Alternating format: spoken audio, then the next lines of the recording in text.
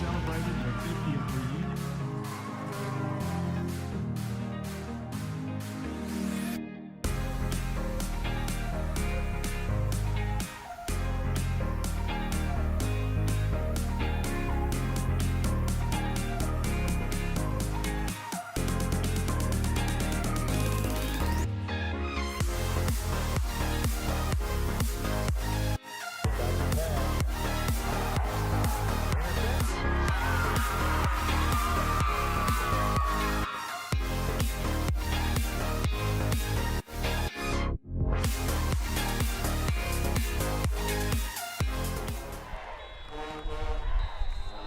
A new season starts today here in New Braunfels, Texas, as we got a great by-district matchup between the Canyon Cougars and the Cedar Park Timberwolves. Sam Kamen alongside Brad Lynn. And Brad, both teams 5-2 in their districts, 7-3 overall, but none of it matters. People remember November, and the new season starts today with the playoffs starting round 1.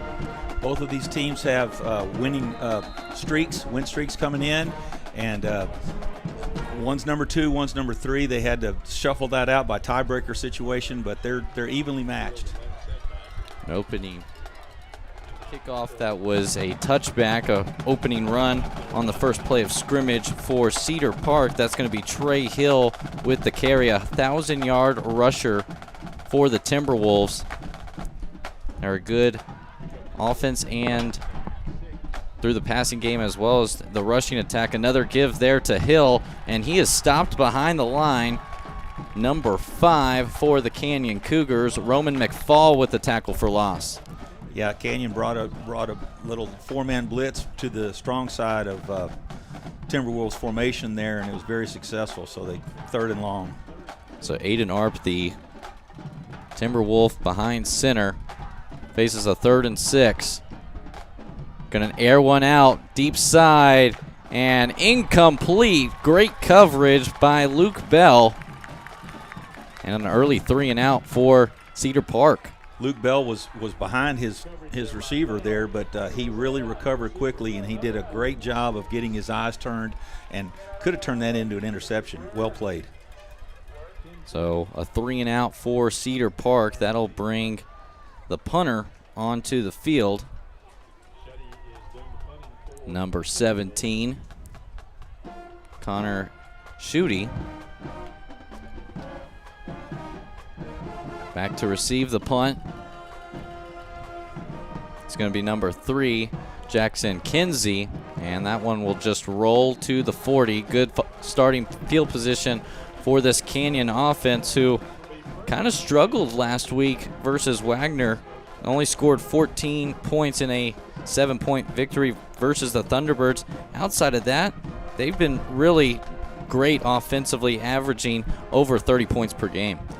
It's been a long time since they've lost a football game. They struggled a little bit against Wagner in the total number of points that they scored, but I thought they really dominated the game. I was fortunate enough to be part of the broadcast, and they played great defense, and so their offense felt like they were in control, even though they didn't rack up a ton of points. Reese Dietrich behind center. Jet sweep motion, a give through the middle for Jackson Reagan. Good sizable pickup there. Both of these teams run a little bit of a no-huddle offense here in this spread offense. And the Cougars are going to go quickly here. 2nd down from the 44. Another give there to Reagan. Runs into the backside of one of his offensive linemen. That slowed up the momentum. Timberwolves able to rally there, and a 3rd down now for the Cougars. Yeah, the Timberwolves have faced this kind of offense and a hurry-up offense in their district. Probably District 11, District 12, just about as tough as it gets in our region. Bringing a blitz, play action. Dietrich looking for a man, and that one is incomplete. Looking for Jackson Kinsey. So a 3 and out for both teams to start this one off. Yeah, Dietrich had to get rid of that a little quicker. Timberwolves brought some pressure off of that weak side of their formation. They were bringing a linebacker in the end, came in a different gap, so he had to turn that ball loose quicker than he wanted to. Garrett Nichols back to receive the punt from number 29, Tyler Selly.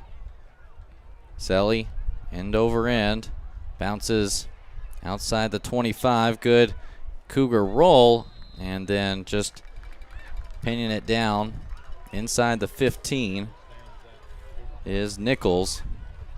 So the defense is getting a stop early. Gets us a chance to look at Cedar Park, a very similar offense to Canyon, averaging 30.5 points per game, 375 total yards per game, 222 through the air, 153 on the ground. Aiden Arp, a 62% completion passer, just under 2,000 yards on the season, and he'll give it once again. Trey Hill stopped right at the line, and this Canyon defense is working here early. Watching Cedar Park during the year, they're a spread team and they want to throw the ball, but they're very successful running the football. So some of their formations are just to get you out of the way, so they have a chance to block fewer people. 190 carries for Hill coming into this one, 1,017 yards. Nowhere to go to pass, and able to tuck it down and get a few is Arp. He's got 52 carries, 237 yards, and 8 touchdowns. A physical quarterback. Seems like most of his running plays are after he doesn't like the way the receivers are. So his aren't design runs, but he is very effective on taking the ball, making something happen on a bad pass. Third and medium, pitch and catch. It's right at the marker. It's going to depend on the spot, and that will move the chains. Number 15, Blake Suber, with a super play, getting the first down of this contest. Twins to either side. Hill to the left of Arp, able to bust through the middle and picks up 4.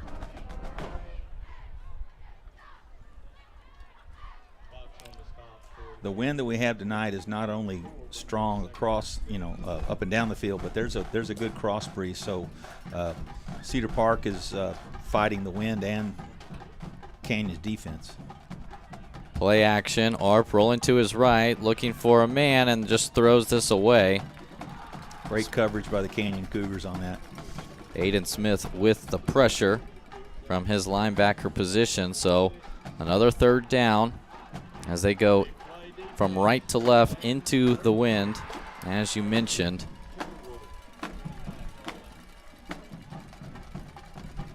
Let's see if that cross breeze affects the punters and the snappers and holders as much as it affects the quarterbacks. Trips to the right, wide side of the field. Hill to the left of Arp.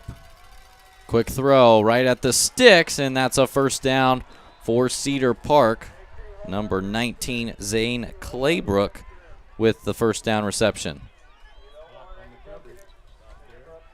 They continue to try to go fast. Doing a pretty good job of it so far. They give to Hill, and he is hit just beyond the line of scrimmage. So a heavy dose of Trey Hill here early. 14 touchdowns. Averages 5.4 yards per carry, 113 yards per game. 4 down linemen, an outside linebacker for Canyon. Expecting that run once again. Hill picks up a couple more, so third and medium. And a Cougar is down on the play. Looks like he lost his helmet, so maybe part of the injury. We'll step aside to let the athletic trainers attend to the Cougar down on the field. 7:22 left here in the first quarter. No score between Canyon and Cedar Park in this by-district playoff matchup. You're watching Texas High School football on the Cougar Network.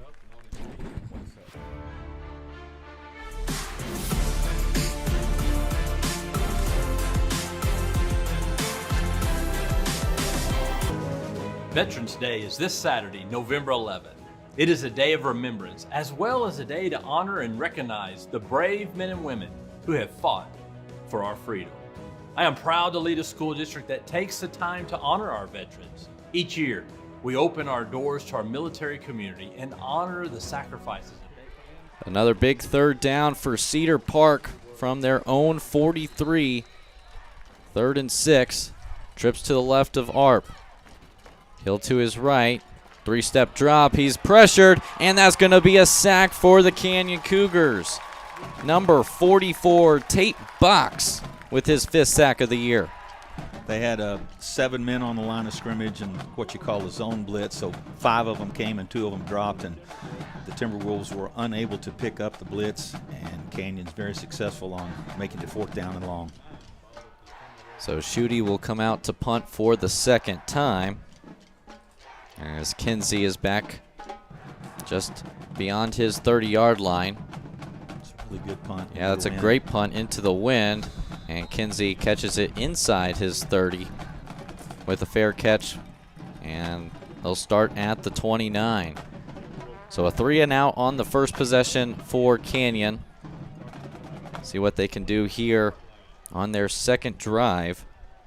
A team that averages 381 total yards per game, 241 through the air, 140 on the ground, as Reese Dietrich has over 2,225 yards passing, 25 touchdowns, only 3 interceptions, as well as 5 touchdowns on the ground.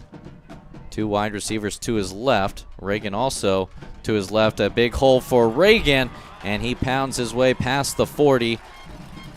Good explosive play there for the Cougars. Yeah, that was an interesting shift. Canyon moved 3 players, and in the process they got overloaded and had more people at the point of attack than Cedar Park did. Overload to that left side. Reagan's to the right. He gets the carry once again, bouncing it outside and tackled just before he got to midfield. Be marked at the 48. Need the Cedar Park 49 for a 1st down.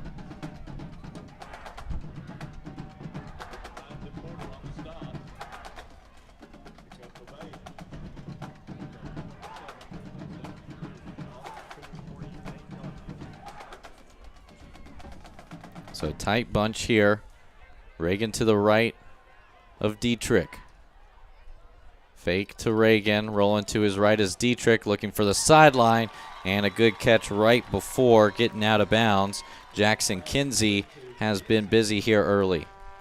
You know, those plays where the receiver comes back to the quarterback, those aren't as fancy and it's not as much sizzle for the fans, but that's a well-timed route, and that's not an easy throw. It makes the defensive back look like he's not really working very hard, but he has to cover the deep ball. So Canyon's got something going over here into the boundary. Reagan to the left of Dietrich in the backfield. 2 wide receivers to the left. It's a give to Reagan, busting through the middle inside the 30, dragged down at the 26. Another explosive run there by Jackson Reagan, 5.9 yards per carry, but there is a flag just beyond where Reagan was tackled. First penalty flag of the game. And it's going to be an unsportsmanlike conduct penalty on Cedar Park, so add 15 to the Reagan run, and Cougars are going to be in the red area. Yeah, I didn't see exactly what caused that. It looked like 3 kids just working hard to get a ball carrier down, but maybe something happened after the whistle.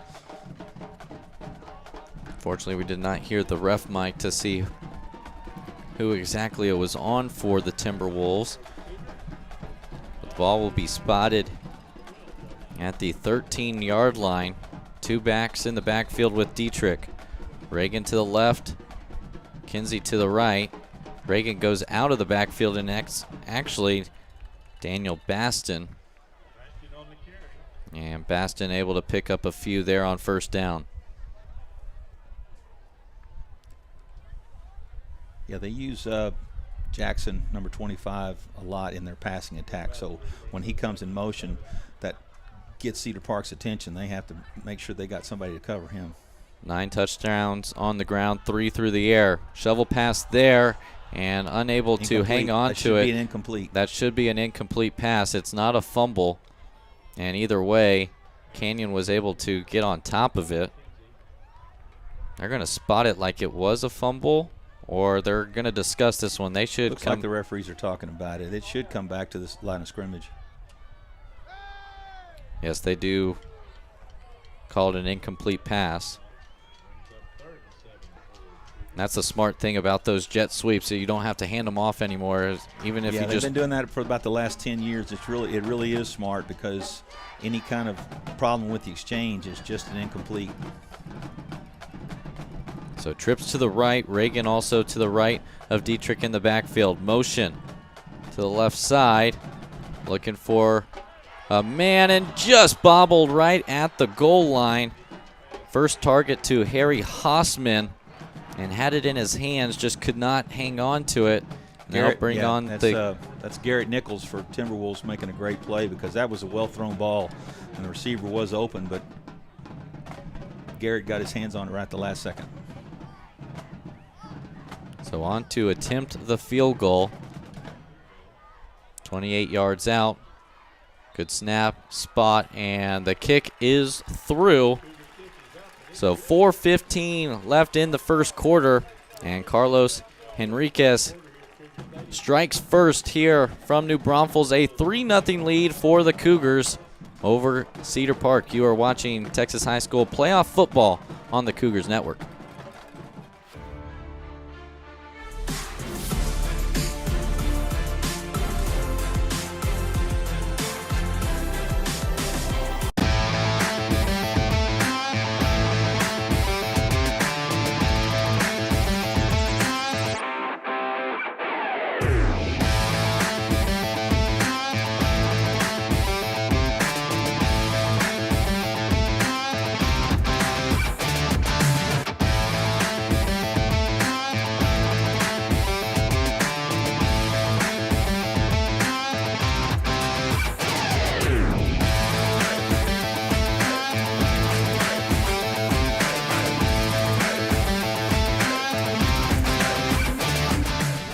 A 28-yard field goal by Carlos Henriquez gives Canyon the early lead here with 4:15, and a fair catch at the 5 for Cedar Park by Garrison Cockrell will bring the ball out to the 25. And these first two drives, Canyon's only given up one first down, a 3-and-out on the first possession, and then one first down by the Timberwolves, and then another punt. So, again, the Timberwolves have relied on the run, both first and second down. Let's see if they change their strategy here to do something different to Canyon's defense. Now Canyon's in a 3-down for their defense, so we'll see if that changes Cedar Park's strategy. split twins to each side. 3-step drop, a big, deep ball, and ARP is going to be incomplete once again, trying to test Luke Bell, and back-to-back PBUs for Luke Bell, who's got 10 coming into the playoffs. He's got a real knack for timing that. He looks beat. He just keeps running. When he connects back to the receiver, he can turn quickly. I think that ball hit him in the helmet, but that's still a pass broken up. And from the left hash to the far sideline, that's a strong throw from ARP, but can't cash in as the second down play, another tackle for loss. Canyon brought pressure, and the first one to him was Colin Ott.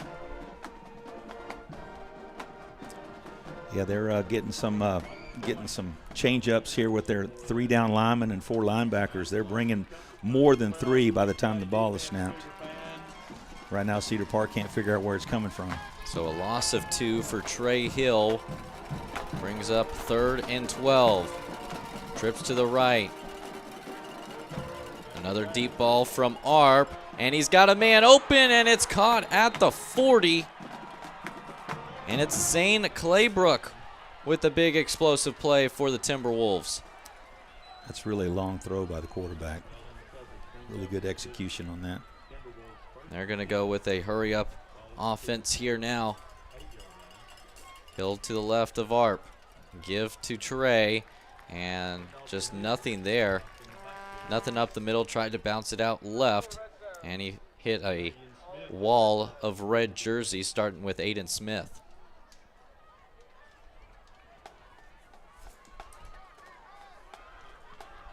So 2nd and 10.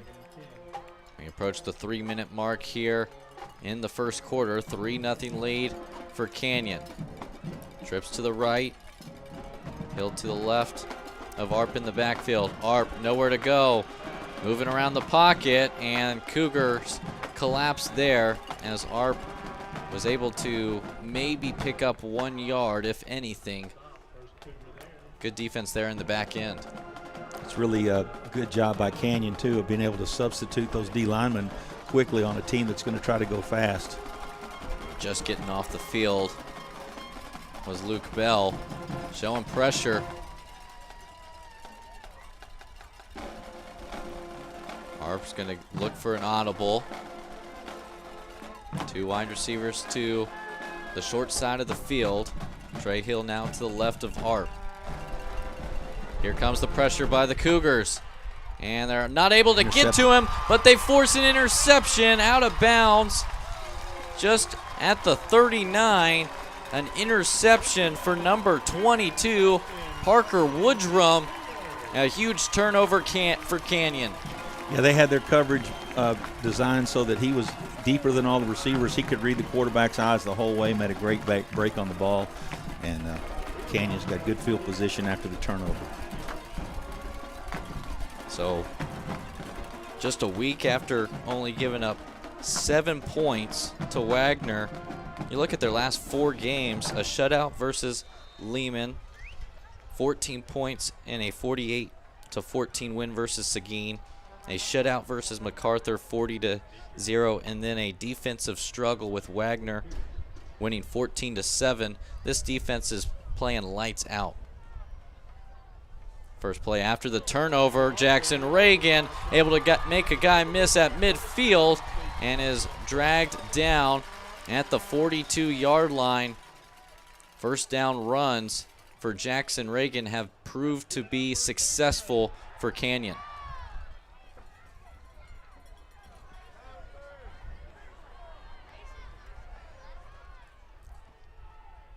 Two wide receivers to the far side of the field, or excuse me, the wide side of the field.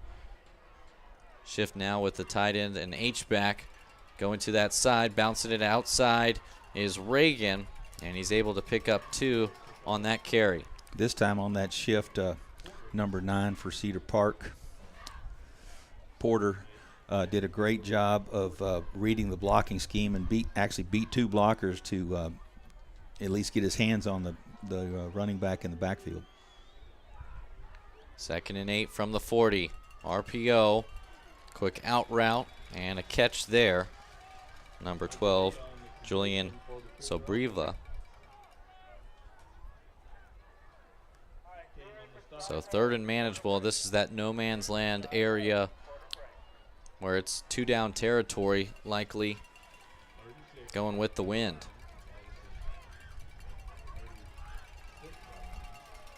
Tight bunch twins to either side.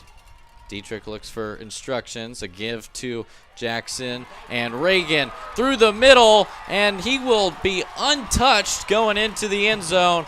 Touchdown, Jackson Reagan. The Canyon Cougars strike once again, and it's Reagan's 10th touchdown on the ground for the season. Let's give a little shout out to Tate Davis and Luke Smith, Paula New, Blake Zeller, and Diego Sanchez, those 5 guys up front. They're doing a great job of taking care of the quarterback when he's throwing it, but they're doing an awesome job of run blocking right now. That may be over 100 yards for him already in this first half.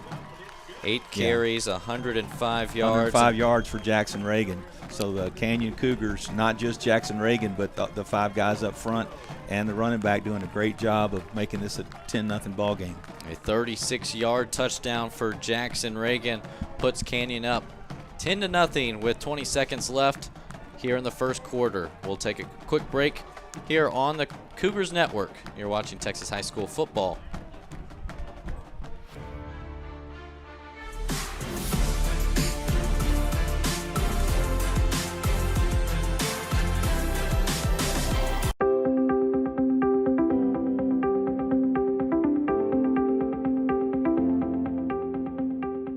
Thank you, maintenance and custodian staff. We really appreciate you. You guys are why we are able to function day in and day out, and we are entirely grateful for you. Thank you all. I'd like to thank the custodians for keeping our home clean and taking care of all of our area, making sure everything's always clean. Thank you, custodians, for taking the time out of your day to clean up the school's messes. Thank you, custodians, for keeping our school clean, cleaning up the messes we made at our school, and coming here working hard every day. Another touchback there for Tyler Selly, so it'll bring the ball out to the 25-yard line for Cedar Park. Punt, and interception to start the game. Not what you want if you're the Timberwolves. Well, it's always hard to see how good the other team's defense is until you actually get out here and try to block them and try to outrun them on passes and stuff. Cedar Park's had some success, but right now Canyon's defense is the star of this show.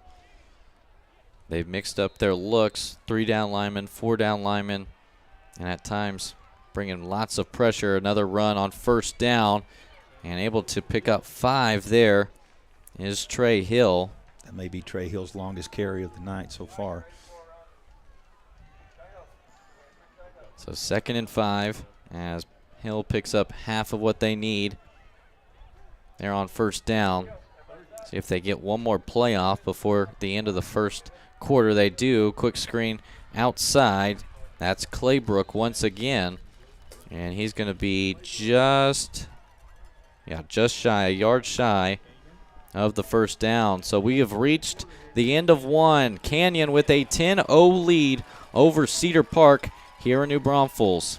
We'll take a quick break and get you ready for the second quarter. You are watching playoff football on the Cougars Network.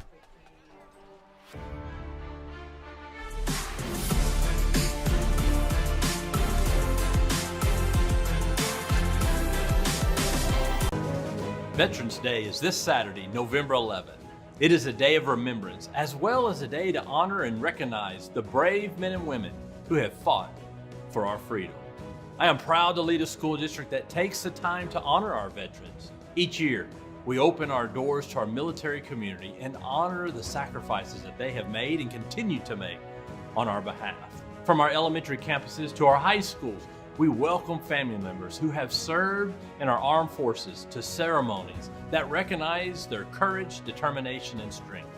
Our students get the opportunity to thank these men and women with a personal note of gratitude, choir performances, and by simply waving and shaking their hands. These ceremonies mean a lot to our community. They bind us together and remind us that we are better together. I want to encourage you to thank a veteran this week and join one of the ceremonies at one of our campuses. I want to share my personal note of gratitude to each of you who have served or is serving in our military. Thank you.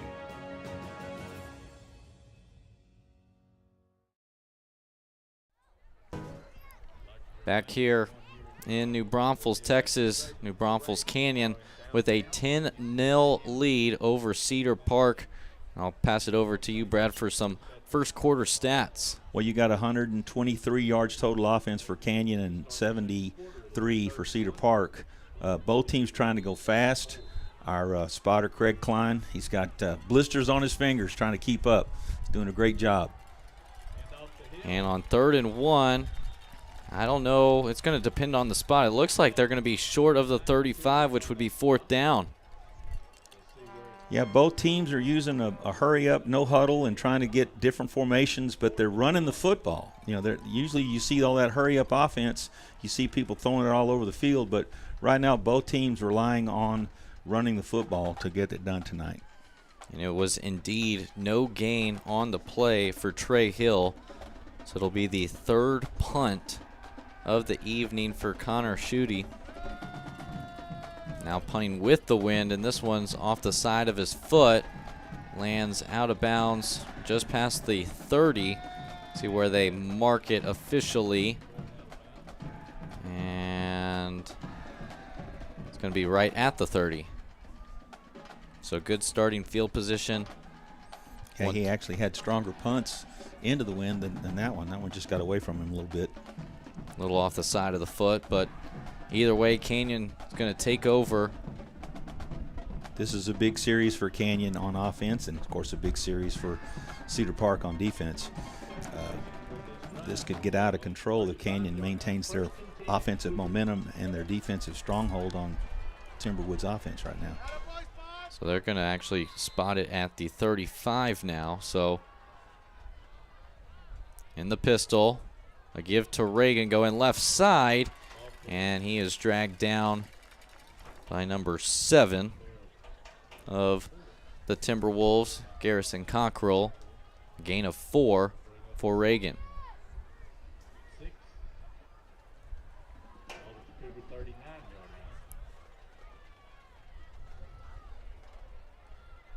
Canyon's no huddle, but a little bit slower. 2 backs in the backfield with Dietrich.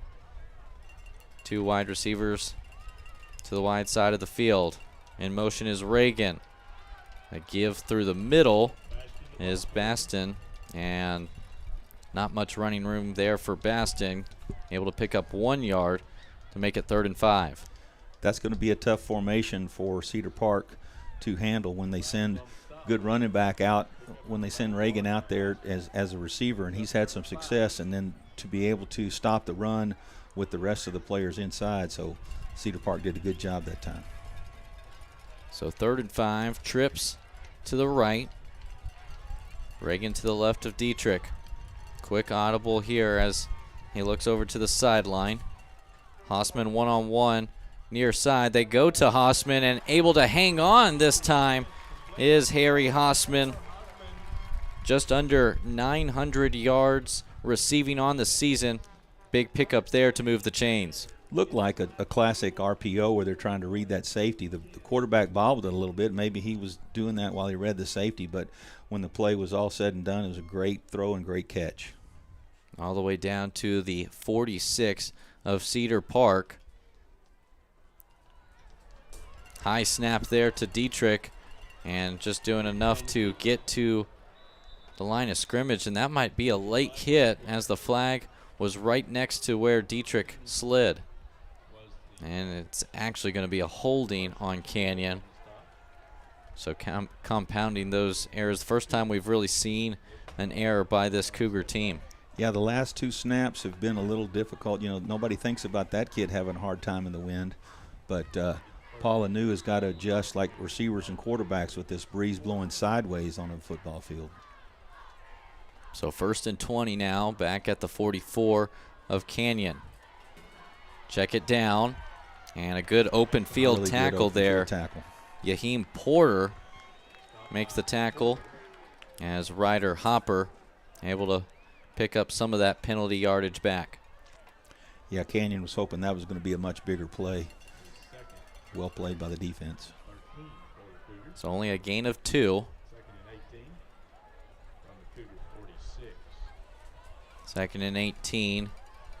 Reagan to the left of Dietrich. And a give there to Reagan. Able to muscle his way just shy of midfield. Doesn't really matter how good your offense is clicking. That holding penalty, it is a drive stopper almost all the time. It's just very difficult to overcome that extra amount of yardage. Canyon faced with 3rd and 15 right now. Yeah, only the 2nd penalty in this game. The first one being an unsportsmanlike after the play by Cedar Park on that 2nd drive for Canyon. 3rd and 15, swing out to Reagan. He's got blockers in front of him inside the 45, and another flag comes out, and it looks like it was Hopper that was called for a hold right there at the 45. See if Cedar Park decides to take the penalty and push them back further or not.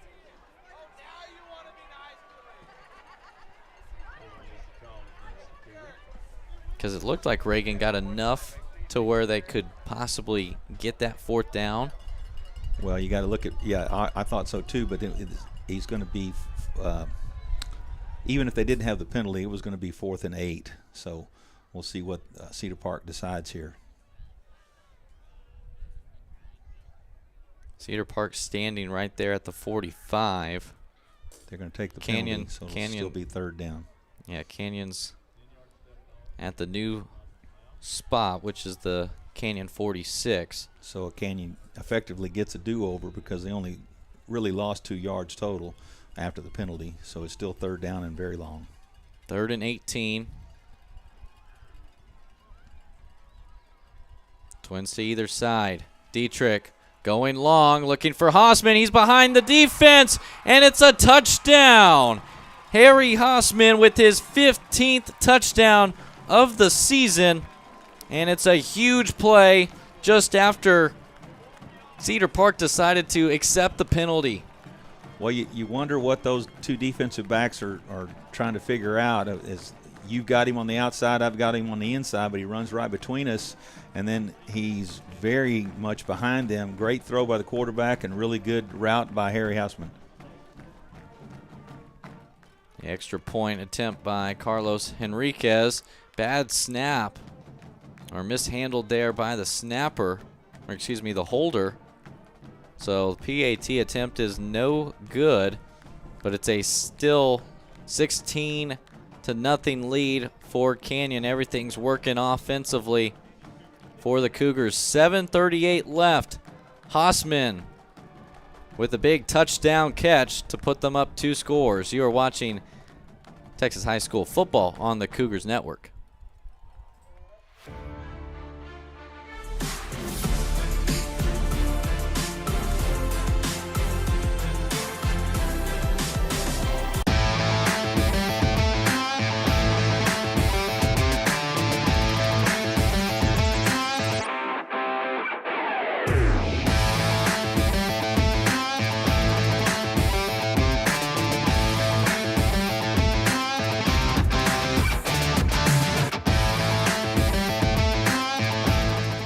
Cougars have scored on their last 3 drives, a 28-yard field goal, a 36-yard touchdown run by Jackson Reagan, and then a 51-yard touchdown catch by Harry Hausman. And penalty flag comes late as there was an illegal play there. I believe he signaled fair catch and then took off running with it. That's still a penalty. Garrison Cockrell. That was a penalty back when you had black and white TV. Exactly. You know, that's been a long time. Yeah, I don't know if you watched that Iowa game where they had called that penalty where they run the punt return all the way back for a touchdown. Yeah. Would have been a game winner for the Hawkeyes. Instead, they end up losing that game. This is going to work out well for Canyon. They should have to walk that off. Trying to figure out if they walk it off from the spot he caught it or from where he the signaled 25. it, yeah. But while they figure that out, this Cougar defense has just been firing on all cylinders since their last loss versus Smithson Valley, who, I mean, undefeated season. They're in District 12 and 5A. And that was one of that was Smithson Valley's toughest game of district also, was the Canyon Cougars. So this is a good Cougar team this year, and if they can just realize it and calm down and play well here in November, they're going to go a long way. They got to get past this good Cedar Park team first. 16-0 lead for the Cougars. First down, back to pass as Arp checks it down and immediately hit by the defense in red. I'll pick up all the way to the 15 for, it's like it was number 84 on the Timberwolves, Ethan Ludke. So 2nd and 7, only a pickup of 3. Back to pass, another deep shot taken. Cougars there, and almost playing more defense was number 19, Zane Claybrook. Yeah, he did a good job of keeping that from being an interception. A strong safety for the Cougars. Tapiwa Hernanda was there trying to make interception number 2 on the season. But back again, 3rd down. Cougars showing pressure. They bring 5. Another deep shot, same side, and just off the left hand. Looking for Blake Subber was Aiden Arp. And ARP has just been a little off the mark here, as punting unit will have to come out for the 4th time in 5 drives. I know Canyon's offense is ready to get back on the field. They did a great job, obviously, scoring that touchdown, but overcoming 2 big penalties is a really good way to get on the scoreboard. Kind of demoralizes the other team. Jackson Kinsey stands at midfield to receive the punt. Fair catch signal right at the double C's. And it'll be great starting field position right at the 50. 6:54 left here in the first half. 16-0 lead for Canyon over Cedar Park. You are watching, actually we'll stay here as they're already on the field. That's a much better punt by Cedar Park, but that still gives Canyon great field position on the 50.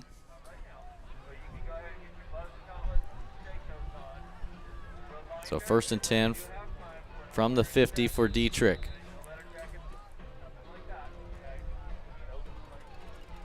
Reagan to his left. There's a give to Reagan, going out right side, able to make one Timberwolf miss, and then ducks down forward, trying to pick up 1 yard. Just gets back to midfield. Yeah, the Timberwolves secondary had to come quickly and be run players on that. Really good job to make that a no gain. So trips to the left now for Dietrich. Reagan to his right. Quick screen. Kinsey makes one defender miss in space, then rallied was that Timberwolf defense. And a helmet comes off for Luke Smith, the left guard, so he'll have to come out for a play. Gain of 2 there for Jackson Kinsey. Now 3rd down from the Cedar Park 48. 2 receivers each side. Reagan to the right of Dietrich. 3-step drop. Not there initially. Able to throw to the far side and complete to Kinsey once again. 1st down yardage for number 3 in red. If you can see the way the wind is blowing with the flags on the visitor side, Canyon threw that ball right into the teeth of the wind. It was a really long throw and is right on the money for a 1st down. So 1st and 10 from the 38. Shovel pass. Baston able to break through and almost finding a hole. Almost got to the end zone. Touchdown saving tackle there at the 26-yard line, but another explosive play there by this Cougar offense. And a timeout taken by head coach Michael Quintero. We'll take it with him. 5:33 left. Canyon on the doorstep of scoring once again. They're up 16-0 on Cedar Park here at home. You're watching Texas High School playoff football on the Cougar Network.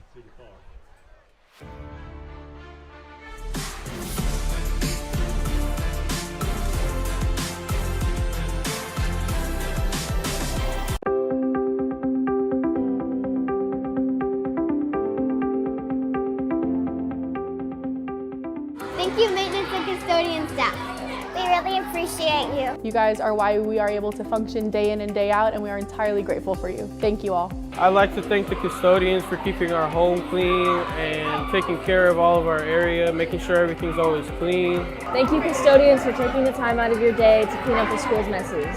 Thank you, custodians, for keeping our school clean, cleaning up the messes we made at our school, and coming here working hard every day to keep. Head coach for Cedar Park, Michael Quintero, trying to stop this rhythm of the Canyon offense.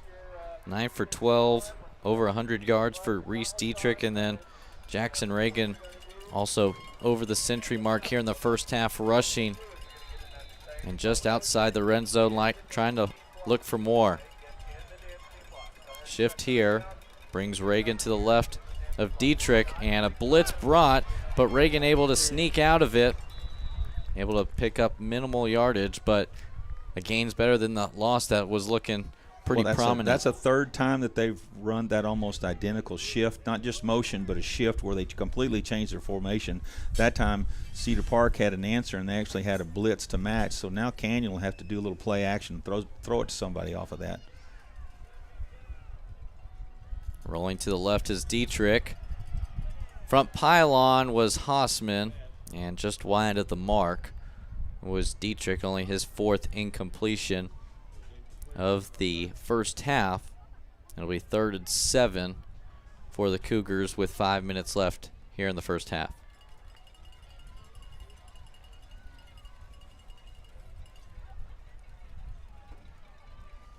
And they're already in field goal range, but this still might be 2 down territory going into the wind. Empty set, 3 wide receivers to the left, 2 to the right. Quick throw and just too high. He was looking for his intended man, Ryder Hopper.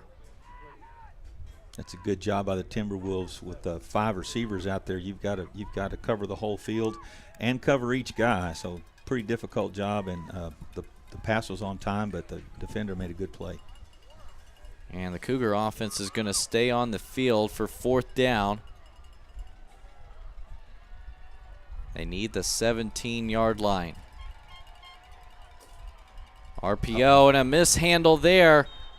Trying to fake the handoff to Reagan, and Dietrich got the ball kind of hit off of Jackson Reagan's hip, and it'll be a turnover there by Cedar Park. Huge stand. Looked like they'll come back to that play. They had Hausman in the middle, and his man was beat, and then the running back, what we call a wheel route, Reagan Jackson, got pretty far out there. If the quarterback had enough time, if it didn't bobble the snap, he had a choice of 2 wide open receivers. So no points on that drive. Still makes it a 2-possession game for Cedar Park. Trying to go for a double move is Arp. Instead, he tucks it down and runs. Able to get some yardage. They've looked for the home run play just about every single time, but really good coverage on the outside by the Cougars. He hasn't had a tremendous amount of pressure, but he took off running when he didn't like the first receiver he looked at that time. Trips to the right side. They roll the same way. Looking far sideline, and just too high for Zane Claybrook. Yeah, they need to make a first down here to keep Canyon off the field. 3rd and 7.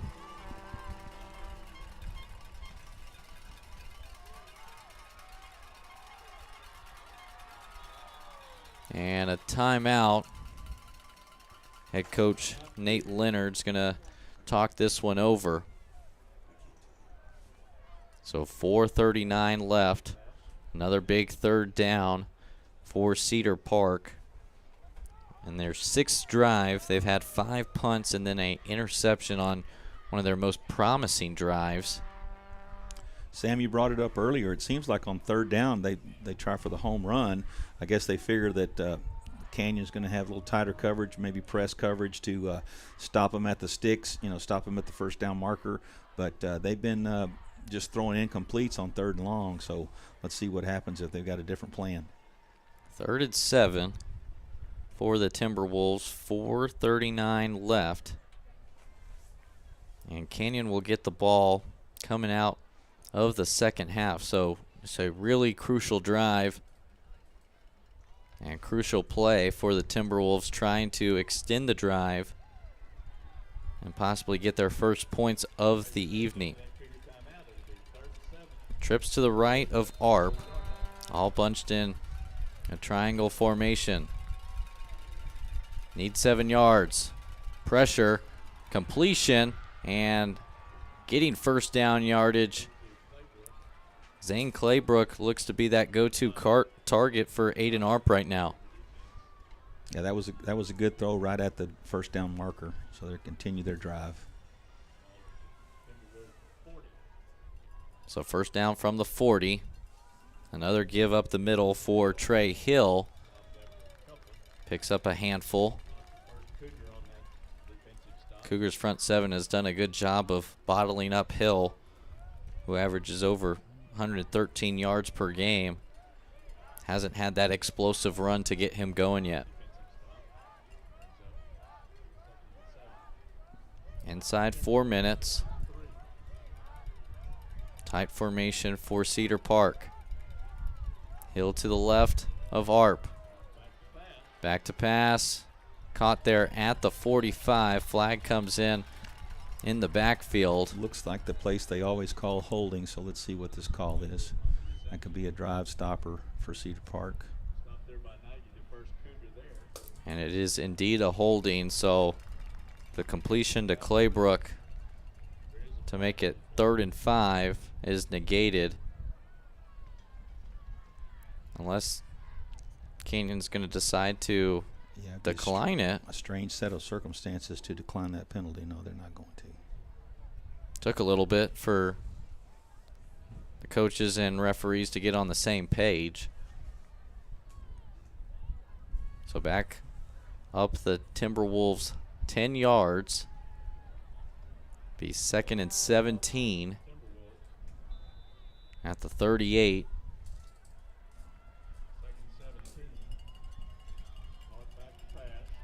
Deep shot and almost intercepted. Number 22 for the Cougars, Parker Woodrum, was right there, already having an interception today, was looking for number 2.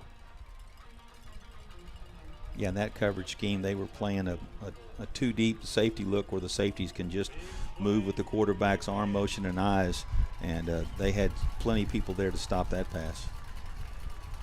So 3rd and 17 from the Timberwolf 33. Need midfield. 3:32 left here in the first half. Canyon gets the ball to start the second half. Play clock at 2, 1. They just get it off. They fake the give, and they give it to Trey Hill. A wheel route out of the backfield. A huge pickup for Cedar Park. Canyon had 3 players there, but that was just well executed by the quarterback and the running back. So all the way down to the Canyon 40 as a Cougar is down on the Canyon side of midfield. Number 52 for Canyon, Gabriel Benitez, is the injured Cougar. A really good play design there by Cedar Park, faking the give and then letting Trey Hill go all the way towards their sideline. Your offensive linemen have to do a good job of keeping their protection, because that's a long time for a running back to get that deep. Canyon had 3 guys in the vicinity, but the ball was thrown so well that they got the first down.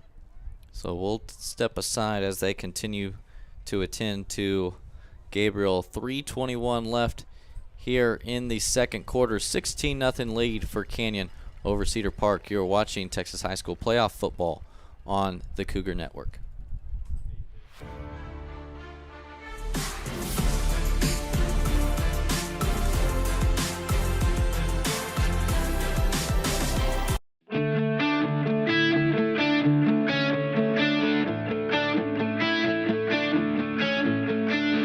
One of the most common questions kids are asked is, what do you want to be when you grow up?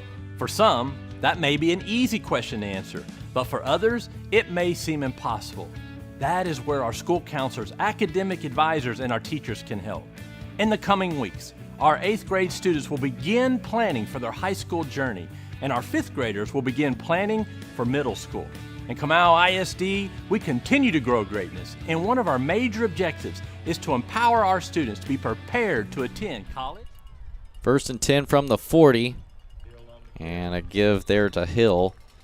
Picks up 2 or 3.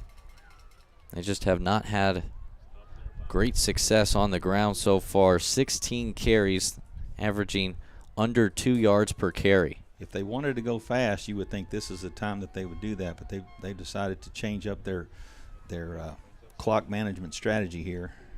They don't want to give this Cougar offense another opportunity here in the first. Fake to Hill. give there through the air, and all the way to the 25 is Blake Suber.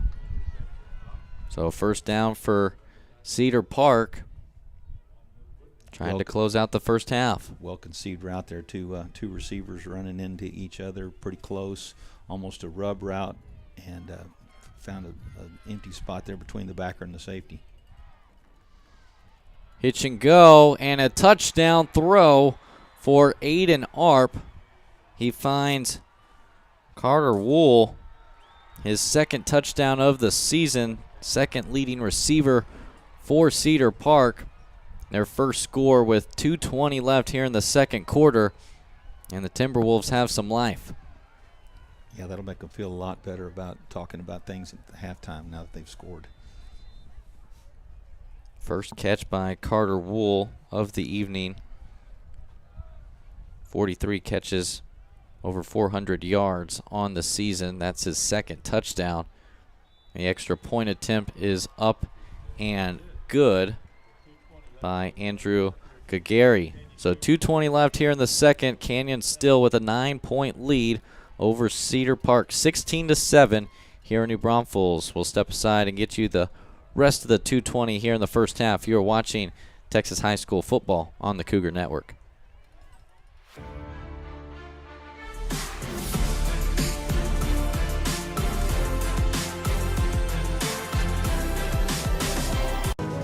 Veterans Day is this Saturday, November 11th. It is a day of remembrance, as well as a day to honor and recognize the brave men and women who have fought for our freedom. I am proud to lead a school district that takes the time to honor our veterans. Each year, we open our doors to our military community and honor the sacrifices that they have made and continue to make on our behalf. From our elementary campuses to our high schools, we welcome family members who have served in our armed forces to ceremonies. So 2:20 left here in the second quarter. Cedar Park able to get on the board with a 25-yard touchdown to Carter Wool. Their offense really came alive there. Aiden Arp, the quarterback, is now thrown for more than 130 yards, and that's a good first half, and they need to keep doing that if they're going to keep pace with Canyon's offense. Return here, a give on the reverse to Jackson Reagan. He's got a lane, one man to beat. He's got to beat the kicker, trying to make a move, and he able to make the move, untouched. Touchdown, Cougars. Jackson Reagan with a 98-yard reverse, and there is a flag on the complete opposite side of the field. If this is coming back, being optimistic, that might be a sideline violation by the Cedar Park coaching staff. We'll see what happens here. And this is going to come back. Wow. An illegal block in the back at the 48-yard line on the opposite side of where Reagan was running. So we'll see where they spot the ball. If it's 10 yards from the 48, it's still great field position, but it takes 6 points off the board for Canyon.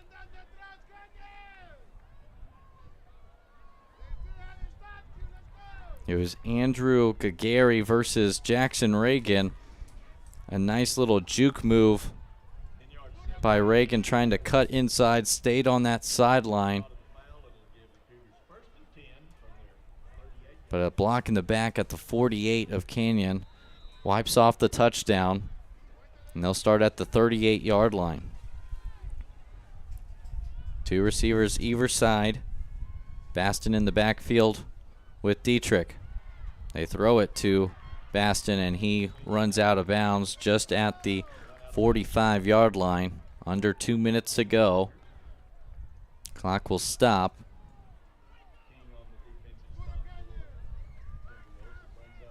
Trips to the left now. Baston still in the backfield as Reagan needs a breather. Fake the quick screen, and he just throws this one away. Timberwolves were there, able to spy and break up that screen. So 3rd and 4 now. Yeah, they were attempting the hitch and go over here out of the trips formation to get one of the blockers free behind the secondary, but Cedar Park played it well, so the quarterback threw it out of bounds.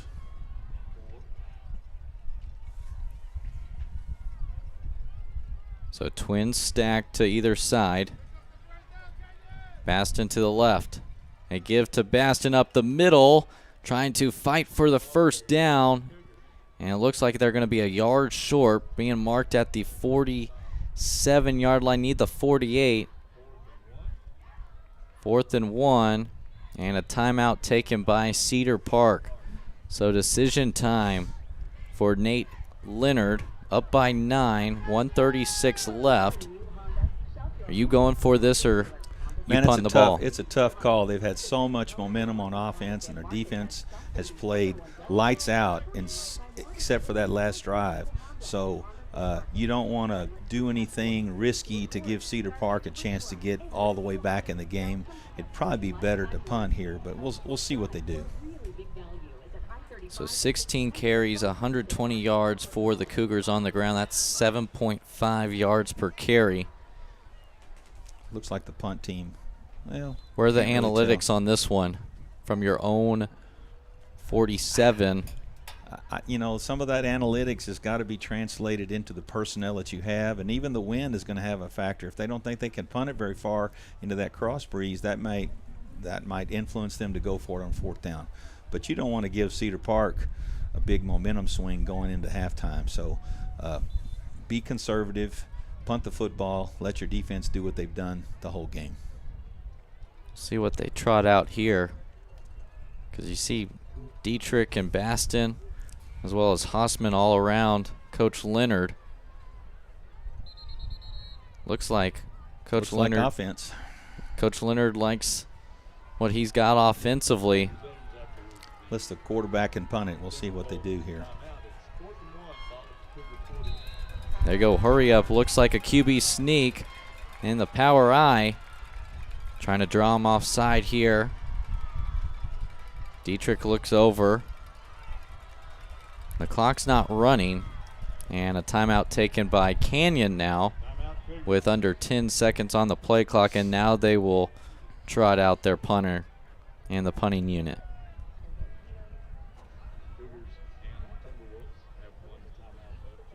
I like that aggressive play of, hey, make them think. Good strategy. Good strategy. You can catch a kid not being disciplined, or just trying to make a great play and jump off sides accidentally and get a cheap first down. But Timberwolves are well coached. They play in a really tough district, so they've seen stuff like that before. And Canyon executed it well, even though they didn't get the first down. They gave it a good try, and it was a low risk way to try to get the first down. So you got to like that. Ben Coronado, punter for the Cougars, already has one punt on the day. I went 45 yards. Trying to pin the Timberwolves deep. Back to return is Garrett Nichols. Rolling out to the right, rugby style kick. Bounces at the 30, almost hit a Timberwolf. And it'll be downed by Canyon at the 25. So 1:25 remain here in the first half. Cedar Park coming off their touchdown on that hitch and go. See if they can make it 2 in a row here before the end of the half. Arb's definitely got the hot hand now. He's completing passes to multiple receivers. Offensive line's doing a good job protecting him, so Canyon's going to have to do something a little different than they did on the last drive.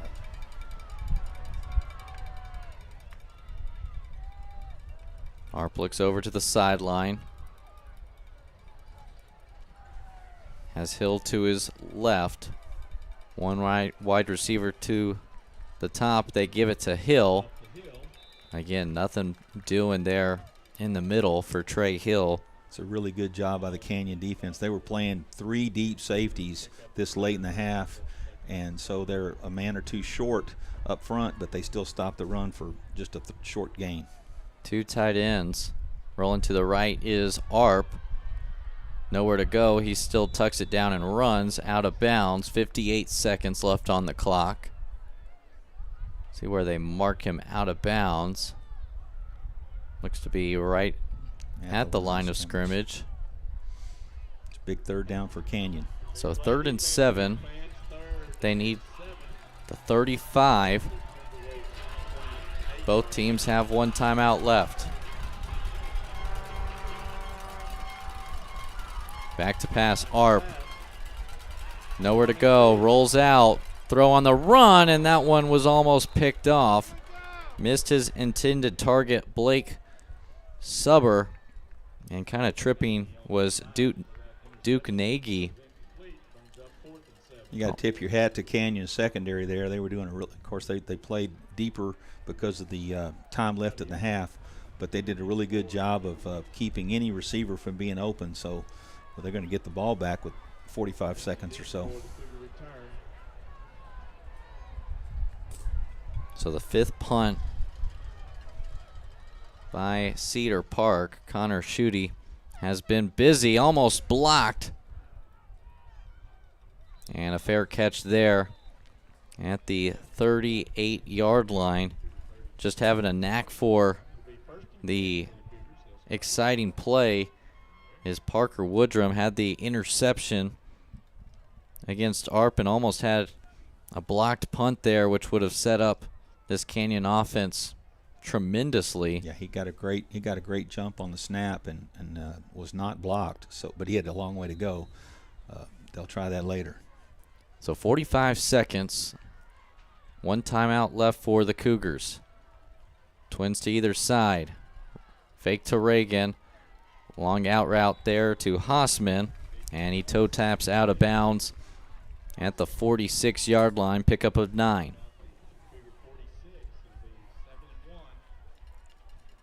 Stops the clock at 40 seconds. Same formation. Looking out route, fakes one way, and unable to actually hit Jackson Kinsey. Off platform there on the run was Dietrich, and once he went to the ground, Kinsey unable to hang on to it. Yeah, they're only bringing a 3-man rush, but they got pressure that time, but he evaded it and almost made a really good play on that. 3rd and 1 from the 46. They bring Reagan back into the backfield. The give to Jackson Reagan. Big hole. He's got the first down. And he's tackled at the 49. Hurry up now. 26 seconds on the clock. The clock is still running. It should reset as the chains go. Roll out to his left and running out of bounds. That might be a late hit. Be a penalty. There's the flag. There's a couple. It wasn't by our headline judge, but defensive players want to be aggressive. They want to get a good hit on a really good player, quarterback from Canyon, but you just can't do that on the sideline. You just can't do that once you step in that wide area. You can't make contact. That's going to be a big gain. Second dead ball penalty by Cedar Park here in the first half resulted in points on the second drive of the game. And now Canyon's going to be set up at the 35, still outside of field goal range with this wind, having to kick into the wind. But they got one timeout, 16 seconds, so you're looking at 2, maybe 3 plays left for this Cougar offense. Twins to either side. Dietrich finds his man at the 25 and dragged down. Let's see if they use a timeout here. Got a penalty flag. And this is where the line of scrimmage was, and it's going to be a hold on the Cougars. So that negates a great catch and run by Ryder Hopper. Pushes them back to the 45 now with 7 seconds left. You maybe have enough time for 2 more plays.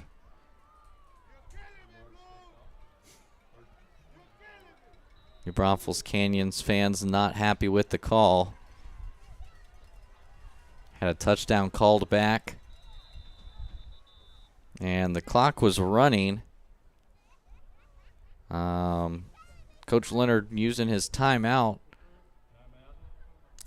Yeah, the game clock shouldn't have been running after the penalty. A couple times the game clock has been running when it shouldn't have.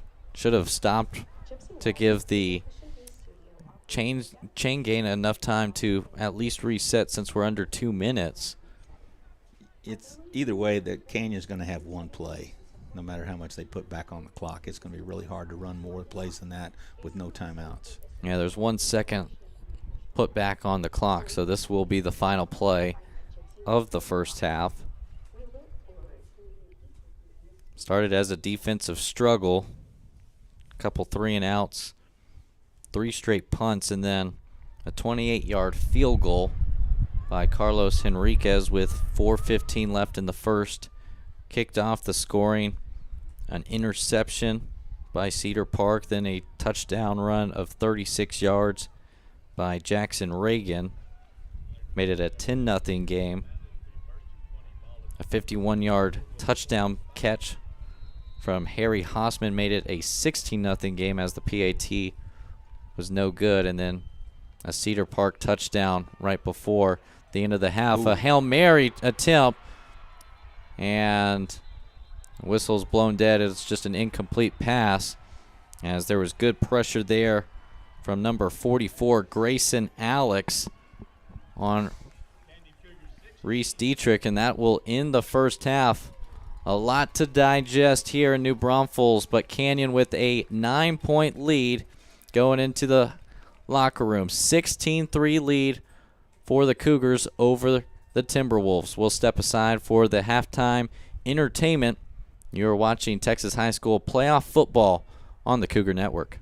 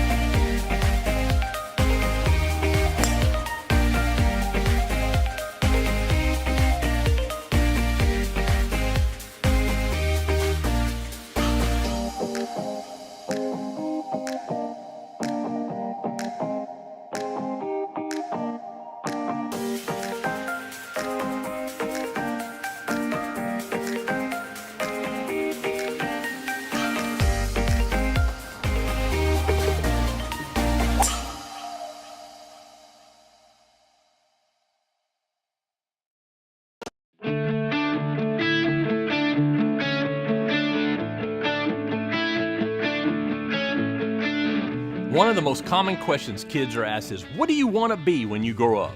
For some, that may be an easy question to answer, but for others, it may seem impossible. That is where our school counselors, academic advisors, and our teachers can help. In the coming weeks, our 8th grade students will begin planning for their high school journey, and our 5th graders will begin planning for middle school. In Kamau ISD, we continue to grow greatness, and one of our major objectives is to empower our students to be prepared to attend college, start a career, or enlist in the military beyond high school graduation. This is known as CCMR, College Career Military Readiness. The Texas Education Agency offers many ways of recognizing students who have met CCMR requirements, from demonstrating college readiness with qualified exams, earning industry certifications in various career and technical education programs, to enlisting in our armed forces. From dual credit and AP courses to CTE classes, we continue to offer students a variety of ways to achieve the CCMR goals and to help them easily answer that ultimate question, what do I want to be when I grow up? What we need is you. I want to encourage you as parents to help us. Your partnership in your child's education is vital to their success. No matter what path they choose, they need guidance, support, and reassurance. They need you to ask them questions about their interests, to go with them on their visits with their counselors, and encourage them to use every resource that is available to them. Together, we will grow greatness.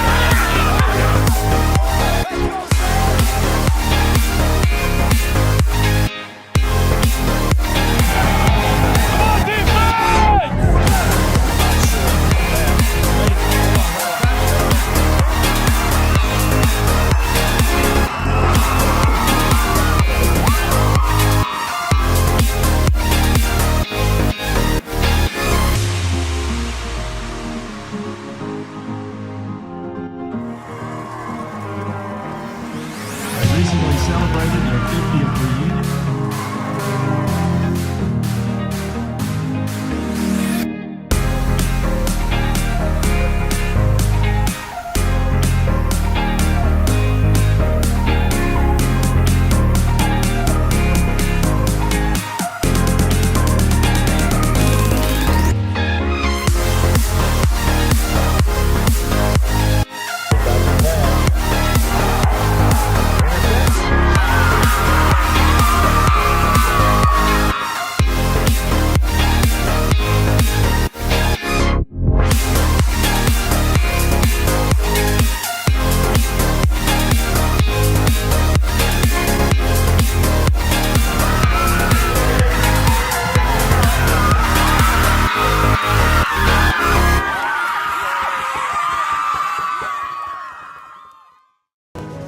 Veterans Day is this Saturday, November 11th. It is a day of remembrance, as well as a day to honor and recognize the brave men and women who have fought for our freedom. I am proud to lead a school district that takes the time to honor our veterans. Each year, we open our doors to our military community and honor the sacrifices that they have made and continue to make on our behalf. From our elementary campuses to our high schools, we welcome family members who have served in our armed forces to ceremonies that recognize their courage, determination, and strength. Our students get the opportunity to thank these men and women with a personal note of gratitude, choir performances, and by simply waving and shaking their hands. These ceremonies mean a lot to our community. They bind us together and remind us that we are better together. I want to encourage you to thank a veteran this week and join one of the ceremonies at one of our campuses. I want to share my personal note of gratitude to each of you who have served or is serving in our military. Thank you.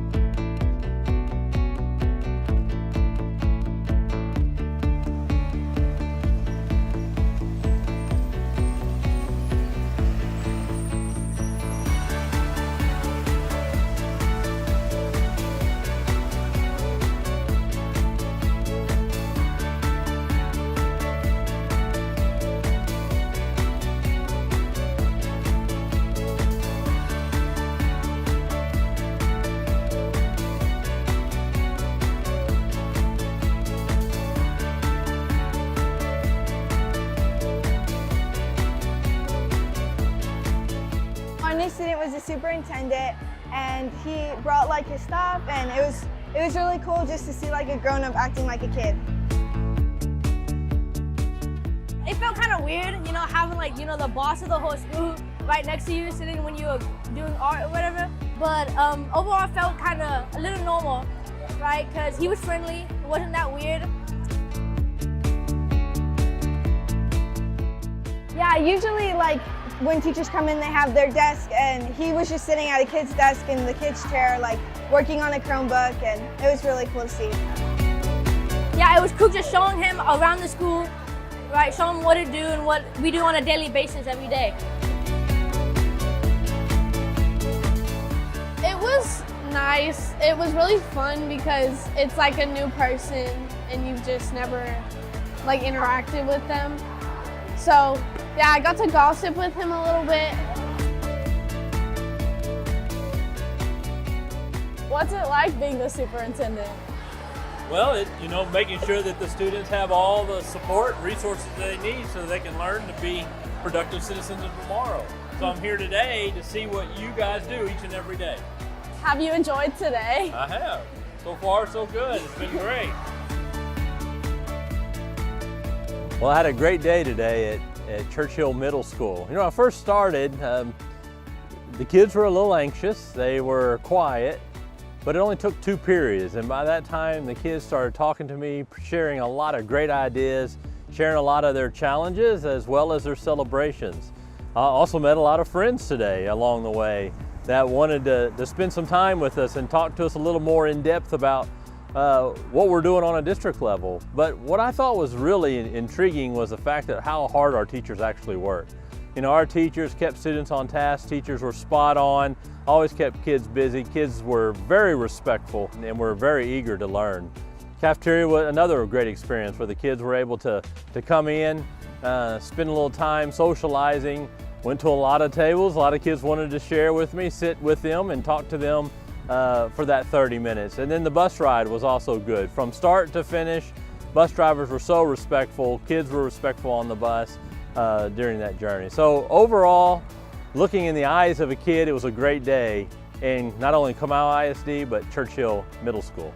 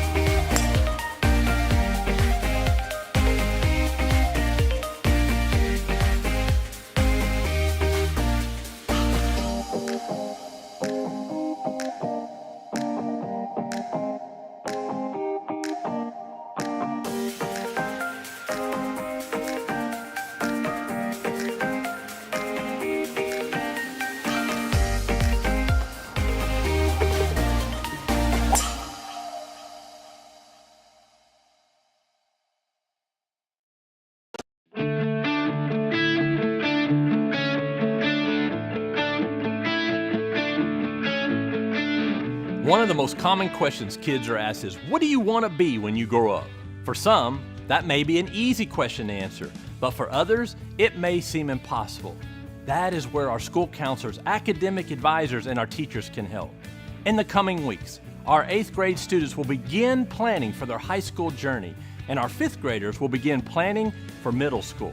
In Comal ISD, we continue to grow greatness, and one of our major objectives is to empower our students to be prepared to attend college, start a career, or enlist in the military beyond high school graduation. This is known as CCMR, College Career Military Readiness. The Texas Education Agency offers many ways of recognizing students who have met CCMR requirements, from demonstrating college readiness with qualified exams earning industry certifications in various career and technical education programs, to enlisting in our armed forces. From dual credit and AP courses to CTE classes, we continue to offer students a variety of ways to achieve the CCMR goals and to help them easily answer that ultimate question: what do I want to be when I grow up? What we need is you. I want to encourage you as parents to help us. Your partnership in your child's education is vital to their success.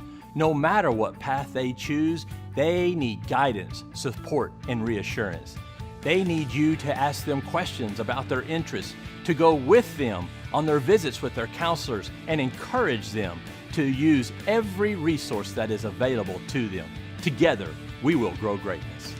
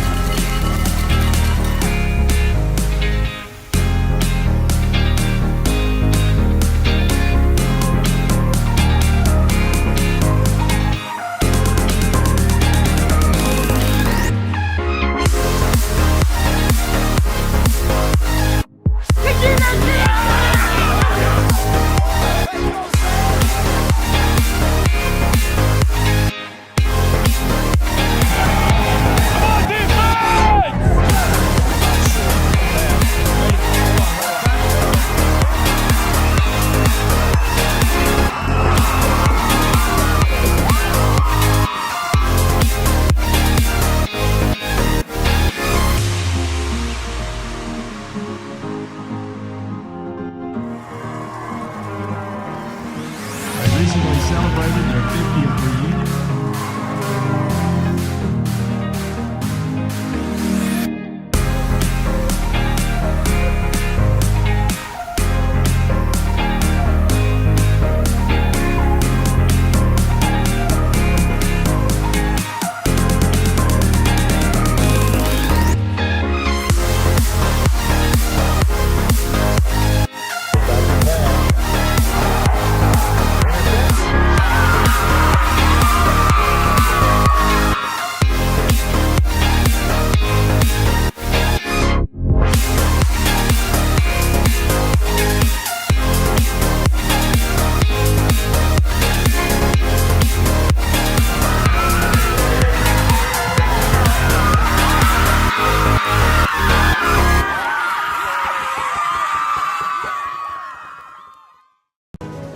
Veterans Day is this Saturday, November 11th.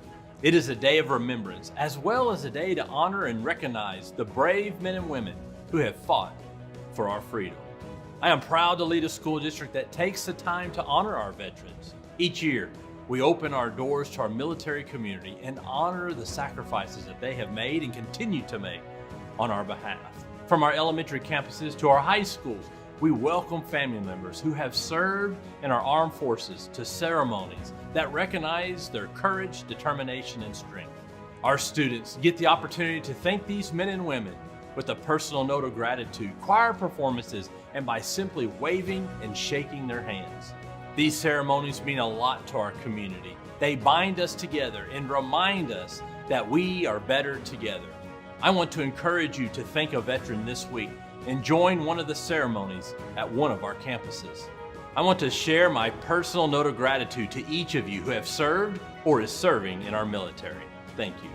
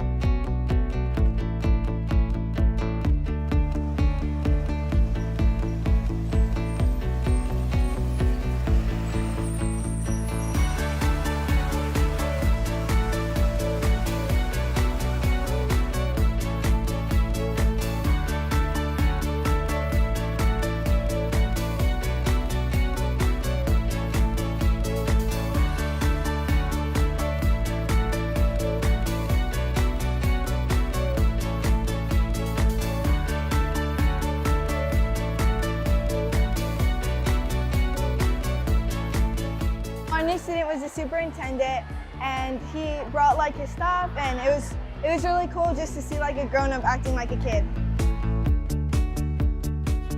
It felt kind of weird, you know, having like, you know, the boss of the whole school right next to you sitting when you were doing art or whatever. But overall, it felt kind of a little normal, right? Because he was friendly, it wasn't that weird. Yeah, usually like when teachers come in, they have their desk, and he was just sitting at a kid's desk in the kid's chair, like working on a Chromebook, and it was really cool to see.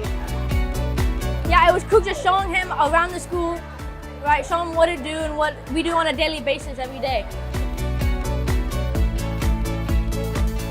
It was nice. It was really fun because it's like a new person and you've just never like interacted with them.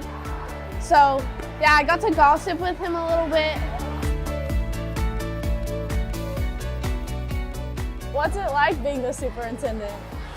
Well, making sure that the students have all the support and resources they need so they can learn to be productive citizens of tomorrow. So I'm here today to see what you guys do each and every day. Have you enjoyed today? I have. So far, so good. It's been great. Well, I had a great day today at Churchill Middle School. When I first started, the kids were a little anxious. They were quiet, but it only took 2 periods. And by that time, the kids started talking to me, sharing a lot of great ideas, sharing a lot of their challenges as well as their celebrations. I also met a lot of friends today along the way that wanted to spend some time with us and talk to us a little more in depth about what we're doing on a district level. But what I thought was really intriguing was the fact that how hard our teachers actually work. Our teachers kept students on task, teachers were spot on, always kept kids busy. Kids were very respectful and were very eager to learn. Cafeteria was another great experience where the kids were able to come in, spend a little time socializing, went to a lot of tables. A lot of kids wanted to share with me, sit with them and talk to them for that 30 minutes. And then the bus ride was also good. From start to finish, bus drivers were so respectful, kids were respectful on the bus during that journey. So overall, looking in the eyes of a kid, it was a great day in not only Kamau ISD, but Churchill Middle School.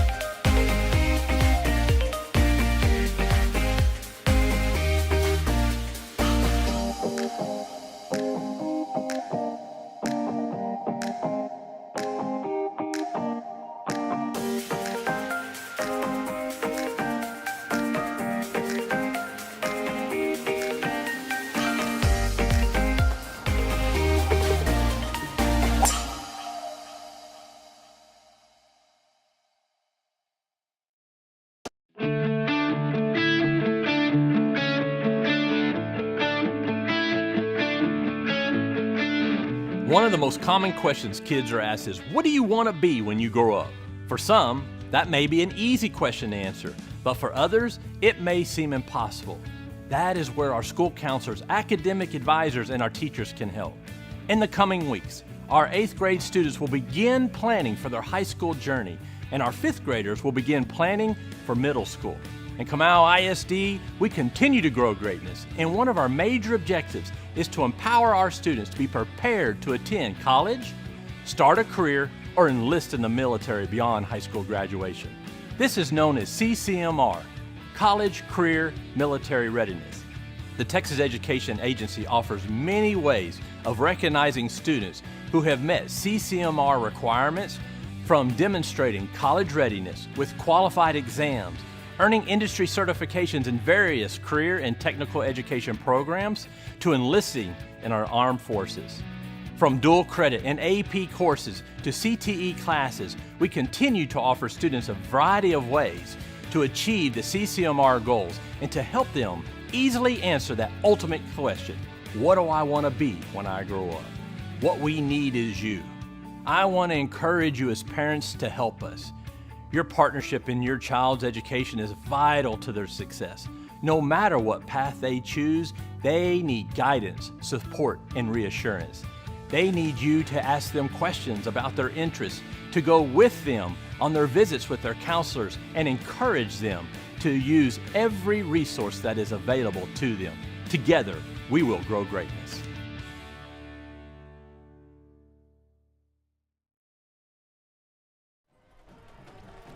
Just about set for this second half here from New Braunfels, Texas. The Canyon Cougars lead Cedar Park 16-7 with 24 minutes to go to secure their date in the second round. Sam Kamen alongside Brad Lynn. And Brad, that first half, both quarterbacks did their job. Over 100 yards passing, a couple touchdowns. But really, when it boils down to it, it's the running games that have decided this one. And although Cedar Park has a 1,000-yard rusher in Trey Hill, he's been stopped, and Jackson Reagan has been on fire. Yeah, you see these spread offenses, but Cedar Park's 18 passes and 18 rushing plays, where Canyon is 18 and 20 passes. So the big difference would be that Canyon defense has held Cedar Park to only 29 rushing. And you think with all that offense, more than 250 yards for each team, with a 16-7 score, the difference probably is the penalties. Both teams penalized pretty heavily in the first half. Not a total amount of yards to make the difference, but just timely penalties that stop drives. And there's a penalty to start the second half, as there's a kick out of bounds. So Canyon will get good field position once again. Start at the 35-yard line. Winner will play the winner of Ball and Angleton, and at the half, Angleton with a 34-13 score. Both of these teams from District 12 and District 11. Smithson Valley won District 11. They're playing right now against the number 4 seed Georgetown. 10-3 lead for the Rangers. Also College Station playing champion. College Station winners in District 11. They've got a 24-7 lead over the Chargers. And then Wagner is winning over A&M Consolidated, the 2-3 matchup as well, with the Thunderbirds having a 17-14 lead through one half. When District 11 looks over at 12, they go, wow, that's a lot of good football teams. And when District 12 looks back over at 11, they say, they got some good football teams over there. So these 4 playoff games are pretty explosive. First play is a give to Jackson Reagan. He's able to pick up 3 yards. And they mirror each other very well. Smithson Valley and College Station both 7-0. And then both districts had a three-way tie for second. Yeah, so you can't get it any closer than that. Canyon, Wagner, and Bernie Champion had the 3-way tie in District 12. Canyon was able to get the tiebreaker with the 2 seed, able to host the first round, as Reagan able to go left side. A helmet comes off, so Grayson Alex will have to come off the field. He's been one of the best defensive players for this Timberwolf team. 50 tackles, 20 tackles for loss, 8 sacks, and it'll be 3rd and 3 for the Cougars.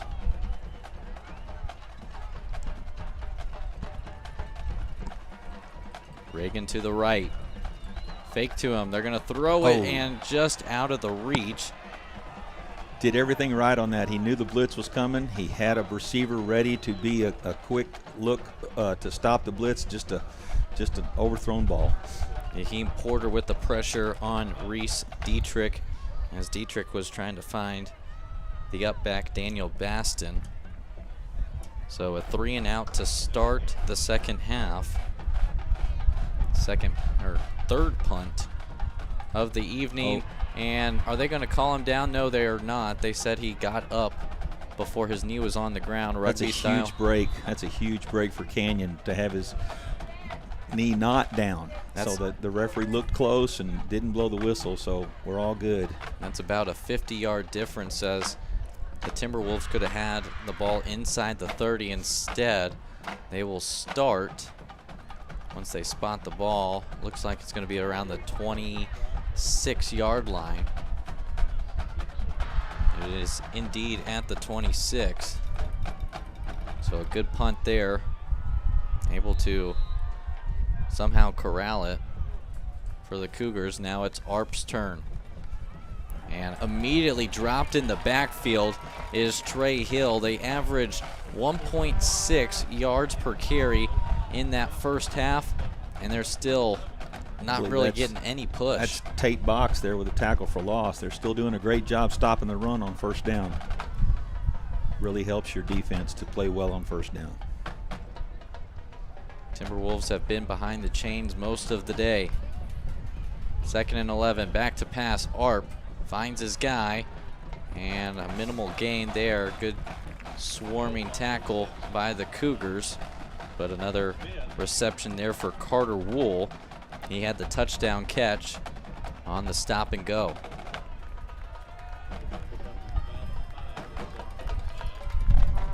So 3rd and 5. Trips right for Cedar Park. Back to pass. Man coverage. There's a slant and dragged down at midfield. Blake Sober with the big gainer. That's well executed by the quarterback there. He saw the blitz coming, and so he checked it off to a ball he could get rid of quickly. Bunch set here on first down at midfield. Shovel pass there, and good pursuit.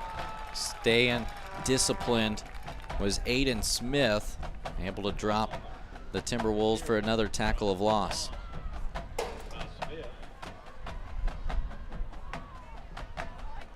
We saw that work for Canyon in the first half, but Cougars were good with their eye discipline. 2nd and 11. Back to pass. Arp looking down the middle, checks it down, and it'll be 3rd and medium as Zane Claybrook continues to be very busy and a popular target for Arp. You see McFall and Bolin and Aaron Beatty doing a great job for Canyon with just a 3-man rush, but they're continually to put pressure on the quarterback. 3rd and 6 from the 46 of Canyon. Arp's going to get more instructions from the sideline. Trips right, becomes 2 wide receivers to the right. Tight end going to put a hand in the dirt. Back to pass. Arp looking for the middle. A crossing route. It's not there, and he finishes his run. Don't throw him forward. He's still going to be short. Going to be a yard short, marked at the 41, and you assume I think they're in 4-down territory with a score like it is, and the 40-yard line here. They're going to go for it. They're down 9. They're not in field goal range, and you got the wind at your back. Wind has died down a little bit since the start of this one. Huge 4th down. Bunch set. Hill to the left of Arp. Read option. Hill's got it. He breaks through. He's still on his feet. Inside the 20, the 10. Touchdown, Trey Hill. Cedar Park has made this a 1-score game. So many times on a 4th and short, you get people selling out to every gap, and then you seem like they make one tackler miss, and it's off to the races for a touchdown. 41-yard run and touchdown for Trey Hill, his 15th touchdown on the ground. He had been stopped by this Cougar defense for so long, and he finally bust one loose. PAT is up and good for Andrew Gagari. So we've got a ball game here, folks, between Canyon and Cedar Park.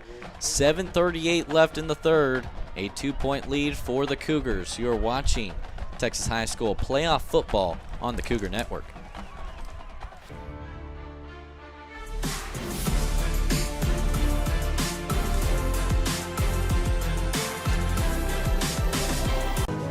Veterans Day is this Saturday, November 11th. It is a day of remembrance, as well as a day to honor and recognize the brave men and women who have fought for our freedom. I am proud to lead a school district that takes the time to honor our veterans. Each year, we open our doors to our military community and honor the sacrifices that they have made and continue to make on our behalf. From our elementary campuses to our high schools, we welcome family members who have served in our armed forces to ceremonies that recognize their courage, determination, and strength. Our students get the opportunity to thank these men and women. So a 41-yard touchdown run for Trey Hill. A 1,000-yard rusher for the Timberwolves, able to possibly find his footing here. Return goes all the way to the 27 before being brought down by number 46, Logan Wickets. We mentioned that Cedar Park was 18 passes and 18 rushes in the first half. They were 4 runs and 3 passes on that drive, so they're doing a pretty good job staying balanced. It's really easy to stay balanced when you've got a really good running back like that. You know sooner or later he's going to bust one, and he did that time. And that was a big third down conversion by Blake Subber on that slant that got him to the 50 before a 4th down conversion and a 41-yard touchdown run. First down, a completion to Hausman, and he is right at the sticks. They'll mark him a yard short, so a gain of 9 on first down. This will be a big series for Canyon. They need to get the momentum back, get their home crowd back in the game, get it up to a 2-score game. 2nd and 1, give there to Reagan, and he's able to get enough for the first down. Gain of 1 to the 38-yard line. But yeah, you said it. Last couple drives for Canyon have, after that touchdown by Hausman, a fumble on a 4th down there in the red zone, then a punt, then the end of the half, which they almost could have scored points on, but a couple penalties backed them up, and then a punt to start here in the second half. First down, run, and give to Reagan. Only picks up a couple, and it's looking like a complete reversal of that first half here early. Cedar Park starting to run the ball and stopping the run on the Canyon side. Yeah, they made some adjustments on their, I guess just their gaps, because they're staying with that 3-4 defensive look, which still invites Canyon to want to run the ball. I mean, you look at the box, and the outside linebackers are really favoring those wide receivers. A quick out there and a drop from Hausman. He had lots of space in front of him. He doesn't do that very often. They'll come back to that play. They knew that the outside linebackers on both sides showed blitz, so they made an adjustment, and it was a great adjustment. You just got to execute the throw and catch. The Twins formation, an inside slant by the outside receiver Hausman. Had lots of green grass to work with, just took his eyes off of it. 3rd and 8, bringing pressure are the T-Wolves. Flushed out of the pocket, and he will be dragged down before getting to the first down marker. Henry Wicker with the tackle, and a second straight punt here in the second half by the Cougars. Cedar Park's defense has answered the call, and they're getting not a 3 and out, but 2 early outs for the Canyon offense. So Cedar Park's going to have the ball again with 5 minutes left in the 3rd quarter. 4th punt here, rugby style for Tyler Selly. Fair catch inside the 20. And some late whistles here, but I don't see any flags, as Garrett Nichols called for the fair catch. Really good punt against the wind to drive Cedar Park back inside their 20.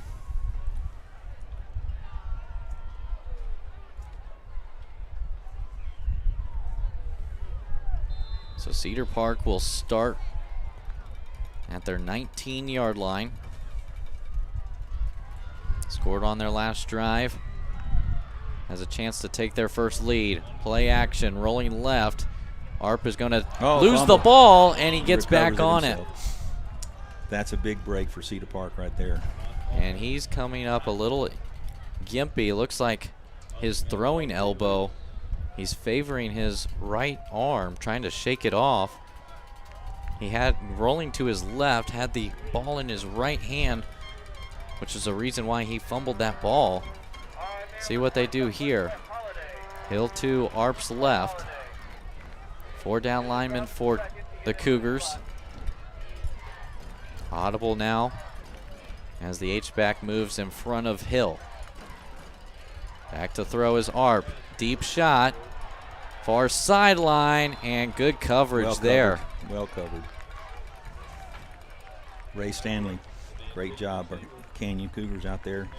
You know, you can talk about zone, you can talk about man-to-man, but when you got one receiver wide and one guy covering him, you got to cover him. I don't care what you call that coverage. That's a good job.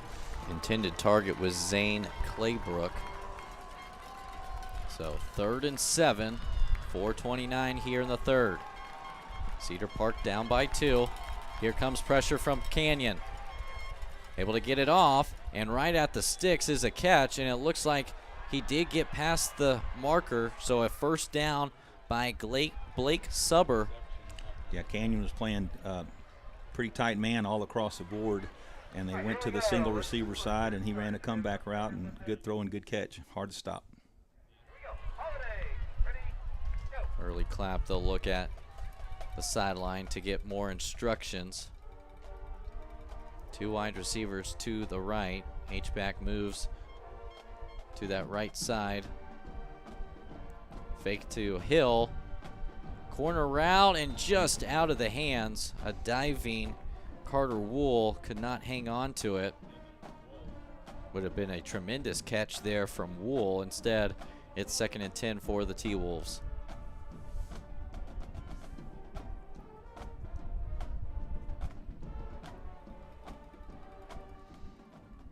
You can see on the replay there just a little bit different timing, probably because of the pressure by the front 3 or front 4 by Canyon. Look like they're playing a 4-man front now. Back to pass, Arp. Tried to look once, he could not, and he instead is sacked. Number 35 for the Canyon Cougars with the sack on Arp. That's Grayson Coyne. And Really now good it's job. 3rd and long. Really good job by the coverage there, too, to make Arp hold the ball long enough for the sack to get there. The first 2 reads weren't there, and then Arp was trying to tuck it down to run. Instead, Grayson Coyne gets his 2nd sack of the year. 10 seconds left on the play clock. 3rd and 15. They need the 40. Back to pass. Trying to find an in-cutting route. Instead, a great deflection by number 23, Aiden Smith. Almost picked that one off, and Cedar Park will have to punt. 3rd and 15. Canyon had 3 safeties back, standing right at the first down marker, and made a great break on the ball, knocked it down.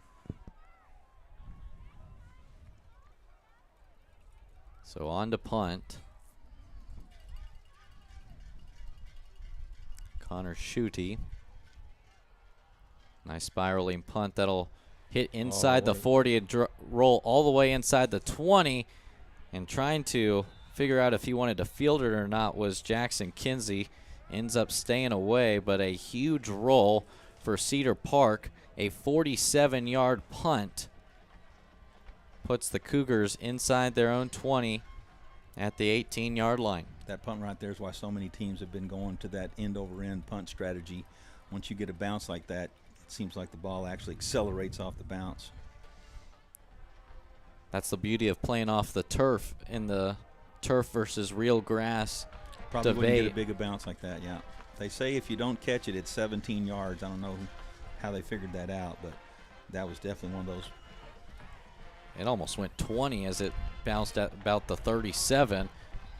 But a first down run all the way to the 25 is Jackson Reagan. Gain of 7 there.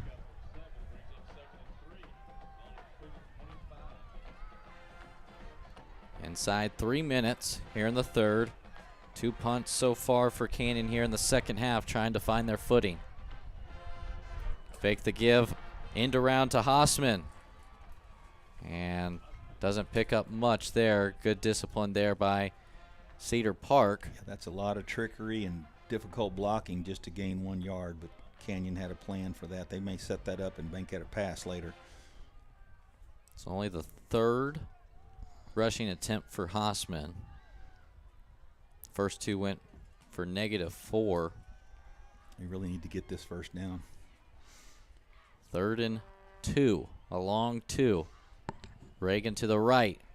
A give to Reagan, and he's got the 30 for a first down. Give it to your workhorse. Yeah, he's sitting right now at 135 yards for the game, so it's definitely worked out for them to run the football. 2 wide receivers to the far side of the field, wide side of the field. Reagan to the left. A give to Reagan, and he's hit in the backfield, able to work his way forward for a gain of 1. At the very least, they want to get out of get out of this quarter with the wind in their face and see if they can't get a better punt or maybe keep this drive going after the quarter change. Trips left. Reagan fake the throw to him out of the backfield. They go to the short side with Jackson Kinsey, able to make it 3rd and manageable. Going to be marked at the 34. So 3rd and 6 upcoming.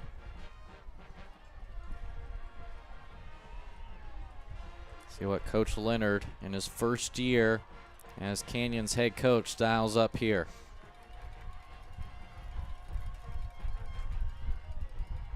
Mikey Scott, their offensive coordinator. 2 wide receivers to the left. Reagan in the backfield. 2 seconds on the play clock, and they will call a timeout. And we'll take it with them. 1:03 left here in the third. A huge 3rd down facing the Canyon Cougars. 3rd and 6 from their own 34. We'll be right back here on the Cougar Network. You're watching Texas High School playoff football.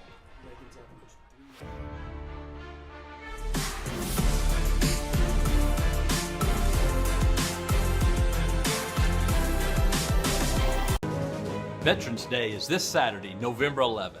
It is a day of remembrance, as well as a day to honor and recognize the brave men and women who have fought for our freedom. I am proud to lead a school district that takes the time to honor our veterans. Each year, we open our doors to our military community and honor the sacrifices that they have made and continue to make on our behalf. From our elementary campuses to our high schools, we welcome family members who have served in our armed forces to ceremonies that recognize their courage, determination, and strength. Our students get the opportunity. 3rd and 6 for the Canyon Cougars. They need their own 40. They are going to line up in a trips left formation. Reagan to the left of Dietrich. Out route to the short side of the field, and they're going to rule it a catch right at the marker. Huge hands there from Jackson Kinsey. Liked what they saw away from the trips formation. They probably got a single coverage over there to the single receiver side. And, man, great throw, great catch, first down. Really big. Reagan motions out of the backfield. Another quick throw to that short side. Kinsey again shoved out of bounds by Nichols. Gain of 6. You know, Cedar Park has done a great job adjusting in the third quarter. They allowed 8 yards per carry by Jackson Reagan in the first half, and now they're holding him down to 3. So they've done a better job. Canyon has found something working, though, with these short passing game up to the short side of the field and throwing it right at Cedar Park's bench. Got to be demoralizing to watch the Canyon get those first downs and those completions like that. They don't have to run a play, and they're just going to let the clock run down here in the third. Flip sides as they put their 4s up. So to the 4th we go, a tight one here in New Braunfels. Canyon 16, Cedar Park 14. A spot in the second round, trying to get to the area stage of the Texas High School playoffs. 12 more minutes to decide it. We'll step aside and get you ready for that final stretch here from New Braunfels. You are watching Texas High School football on the Cougars Network.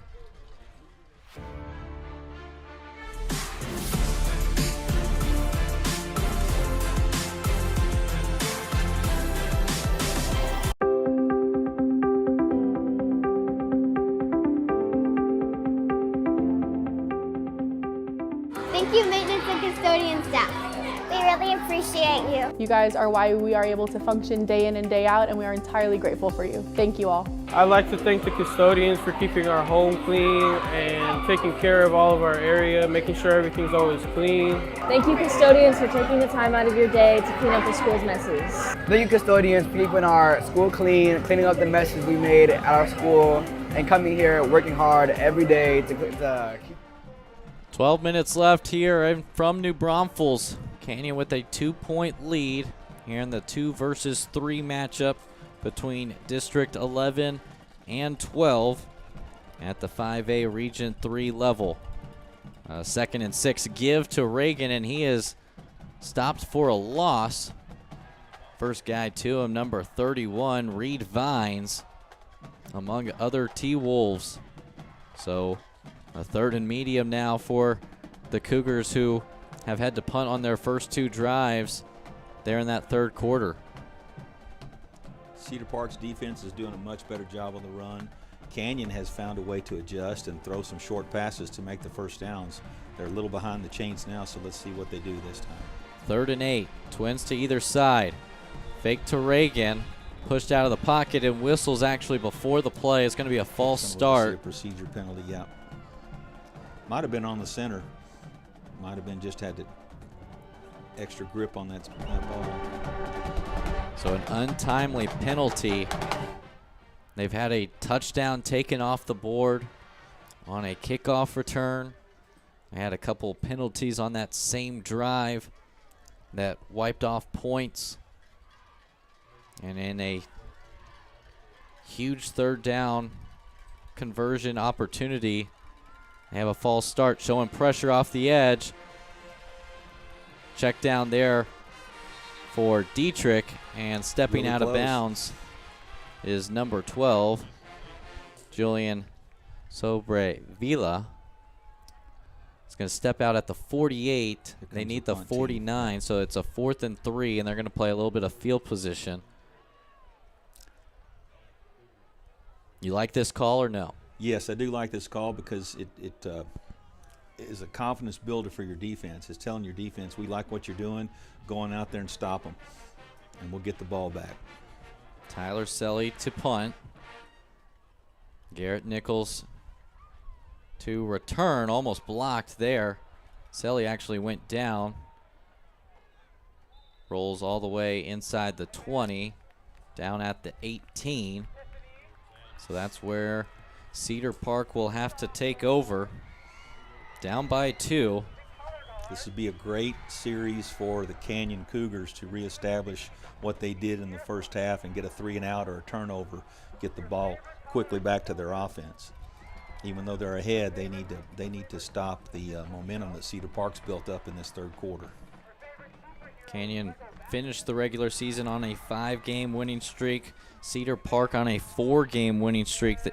And it's really been the defense the last 4 games for the Cougars that have really stepped it up, only giving up 21 points in those 4 games with 2 shutouts, as Trey Hill able to run over a couple Cougars for a good sizable gain on first down.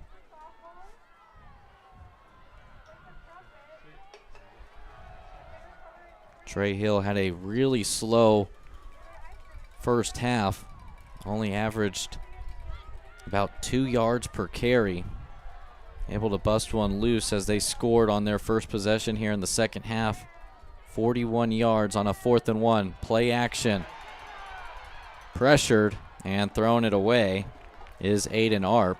First guy to him was Roman McFall. Big, strong quarterback, breaks the tackle back there and throws it out of bounds. Doesn't seem like a very glamorous play, but he saved at least 8 yards on that. Stops the clock, too. Instead of 3rd and about 10 almost. It's going to stay at 3rd and 4. 70 yards now for Hill. 173 in the air for Arp. Back to pass on 3rd down. Check down. Great Looks tackle. like he's going to be short. Great tackle. Huge tackle in space. Looked like it was number 20, Caleb Gaynor, with the huge tackle. And the punting unit comes out for Cedar Park. Looks like Canyon might be using 2 return men. I don't think they've noticed that. They have something called to try to get this ball, do something on special teams. This also might be a safe call of, hey, watch for the fake. Cedar Park does punt it away. Ooh. And that one's muffed. And Cedar Park is on it. Jackson Kinsey has been really stellar there in the punt game, but that one goes through his hands at the most inopportune time. And so you basically count that as a huge completion for Cedar Park, along with a second turnover of a game. You tell your defensive players that was great, now be greater. They can still do this. Canyon's defense is still in control of their own destiny. It's great field position, but it's not the red zone yet, so let's see what they do. Quickly out of the huddle. Trick formation. Yeah. Only 3 linemen. Motion. They fake the screen. Arp rolling to his right now, and that one's deflected and almost intercepted. Really good job by the defense of adjusting. That might have been something they've seen on film. That doesn't mean you can execute it in a game. They did a great job of getting enough people to stop the overload side. Then the quarterback rolls to the weak side. They got secondary back over there. They did a really nice job on that play. He was looking for his favorite target of the day, Zane Claybrook, off his hands and almost intercepted by Hernanda. Quick screen out to Wool, and he is just about at the 30-yard line. A late flag comes up. Cedar Park player has his helmet off. That's Blake Subber. So this looks like it might be going against Canyon. 15 more yards and a first down.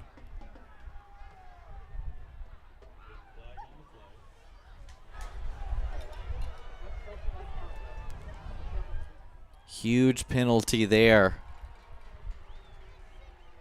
Some words were exchanged. Subber's going to get to stay in the game. I believe his helmet was pulled off, so he gets to stay back in. So we'll see where they mark off the yardage.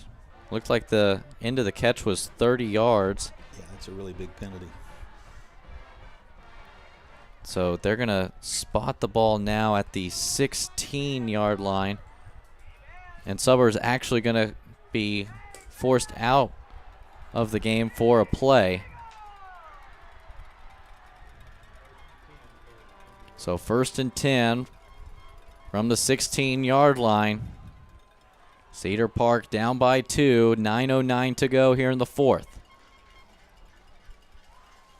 Hill to the left side of Arp. Ethan Ludke, H-back behind left tackle. Running left side is Hill, and he's hit outside the 10-yard line. Driven back, and Subber comes back in the game after a minimal pickup on 1st down. Canyon secondary's played well lately. Arp is only 1 of 5, or 2 of 6 for the last 7 or 8 plays. So we'll see if they just keep running the ball or if he can come through and make a play here. 2 wide receivers to the wide side of the field. They flip-flop sides with Ludke and Hill. Left side, Hill, and he is cut down at the 10-yard line. Big tackle there from Ray Stanley. One of those big 3rd down. 32 tackles for the corner. So a 3rd and 3 from the 10-yard line. Canyon fans on their feet. They sense the urgency. First round of the Texas High School playoffs. Jumbo set here for Cedar Park. They're going to take a timeout as the play clock was at 5. So 7:48 left in the ball game. A 16-14 lead for Canyon, but Cedar Park inside the 10, trying to go on top for the first time today. We'll take a quick break and get you ready for the third down. On the other side, you're watching Texas High School football on the Cougar Network.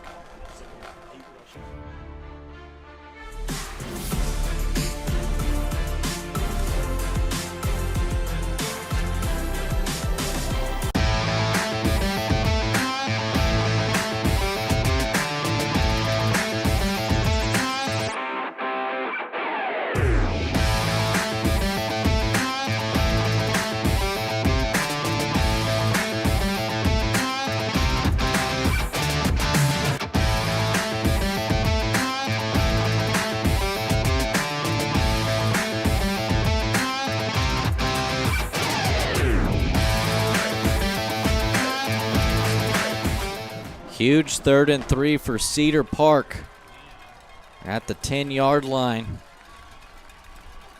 And Trey Hill is having himself a second half. Had the 41-yard touchdown to cut it to a 2-point game.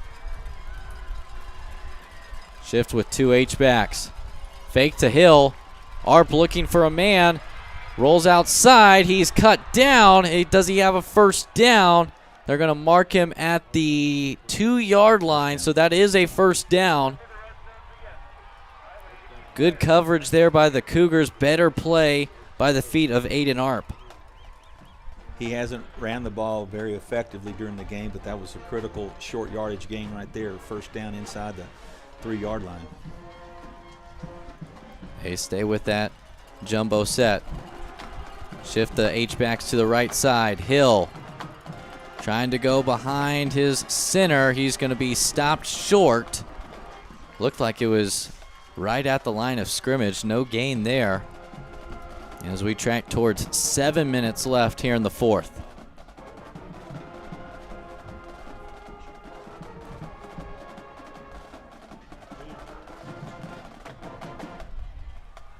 Gained at least a yard on each of his last 7 rushes.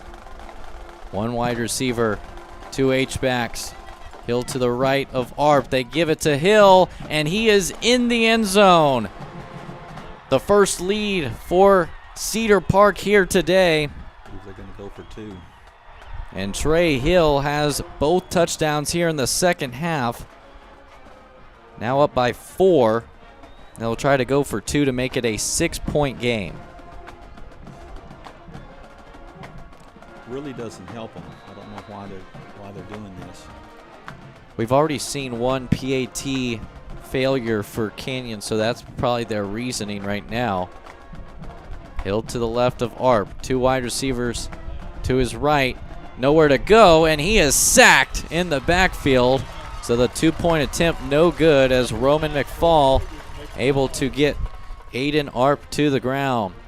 Work left to do for the Cougars. 6:44 left here in the 4th. And a touchdown run for Trey Hill, the second of the game for him. Gives them a 20-16 lead. We'll be right back here on the Cougar Network. You are watching Texas High School playoff football.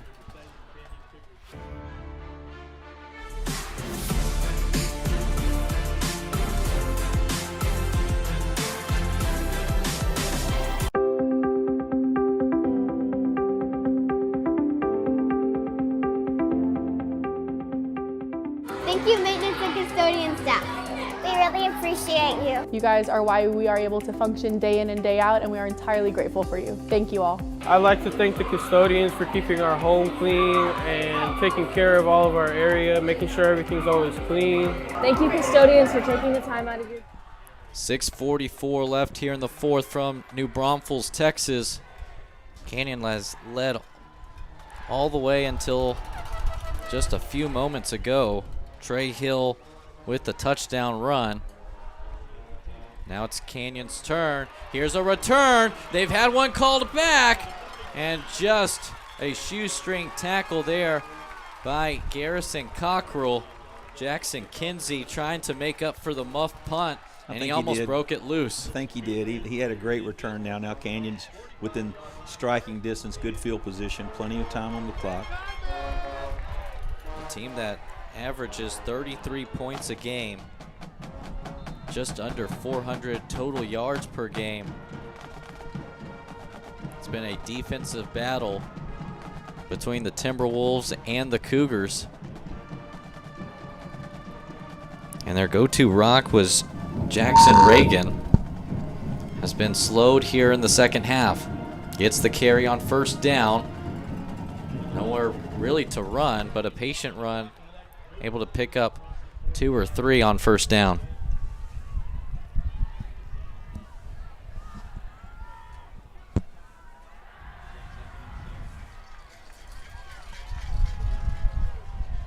Second and 7. 2 tight ends to the right. Motion with Jackson Kinsey. Looking for Kinsey. The zig route is there.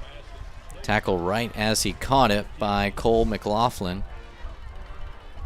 All the way to the Cedar Park 48. So 3rd and 3 now. Under 6 to go.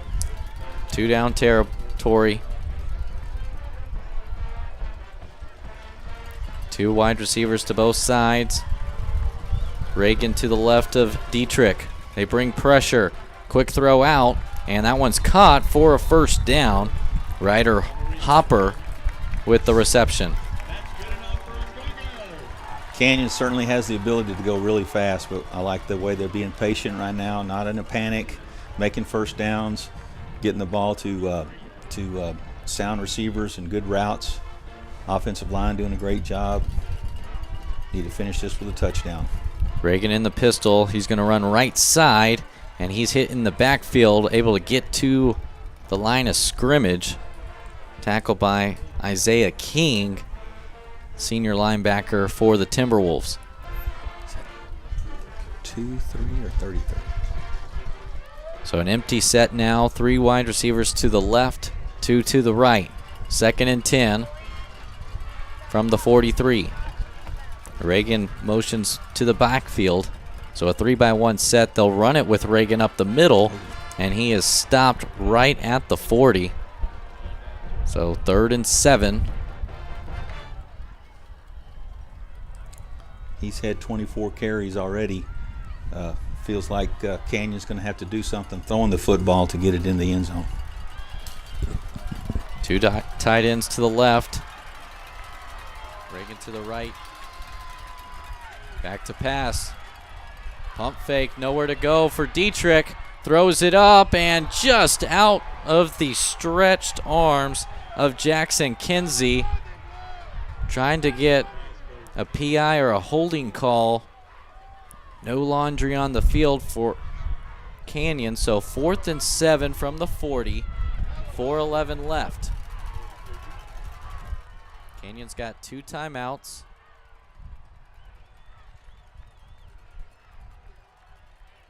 Offense stays on the field. 2-by-2 set. Reagan to the right of Dietrich. Back to pass. He's flushed. He loses the ball. He's able to regain it, but can't get the first down. A turnover on downs for Canyon. And Cedar Park has the ball with 4:03 and a 4-point lead.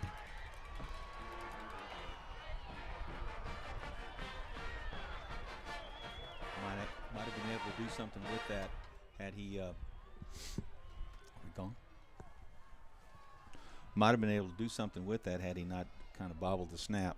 So we're looking for Canyon's defense to answer. They've done some things really, really well in this half. They're going to need to do something great right here to get the ball back to the Cougars offense. Yeah, 0 for 2 now on 4th downs, and both of them you saw a fumble, one recovered by Canyon just now, and then one covered by Cedar Park there in the first half. First down give to Trey Hill Be interesting to see when Coach Leonard decides to take those timeouts. Minimal gain, actually somehow all the way to the 41. He must have just kept turning his legs. It looked like he was going to be stopped for 1 or 2 yards. Cedar Park's big offensive line is deciding to play with confidence, staying with their blocks just a little bit longer, turning a 2 or 3 yard gain into a 5 or 6 yard gain.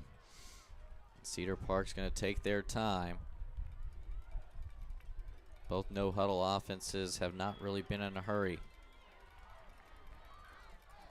Hill to the right of Arp. Another carry. And he's stopped for a gain of 1. Approaching the 3-minute mark. Coach Leonard talking to his assistants, seeing when they want to take the timeout. No timeout here. Really it's good, 3rd and 5. Really good clock management by Cedar Park right now.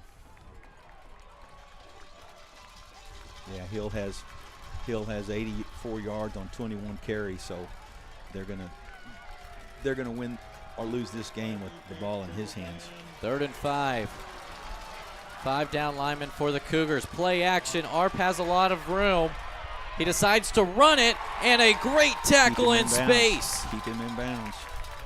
Tapiwa Hunanda played both the pass and the run. It looked like Arp was going to be able to run for a first down or throw it. He decides to tuck it down, and Hunanda with a huge play to cause a 4th down and 5 for Cedar Park, and they'll take one of those 2 remaining timeouts. So 2:31 left. 4th and 4 for Cedar Park. They're at their 43-yard line. This is, you got to think this is a punt for head coach Michael Quintero of the Timberwolves. Yes, I'm pretty sure they're going to punt the football. Their defense is playing well here in the second half. Puts all the pressure on Canyon's offense. 1 timeout remaining for Canyon, so they're going to have to do something pretty quick with the 2 minutes and 31 seconds they have left in this game. So they do bring out the punting unit. It'll be the 8th punt for Cedar Park. Connor Schutte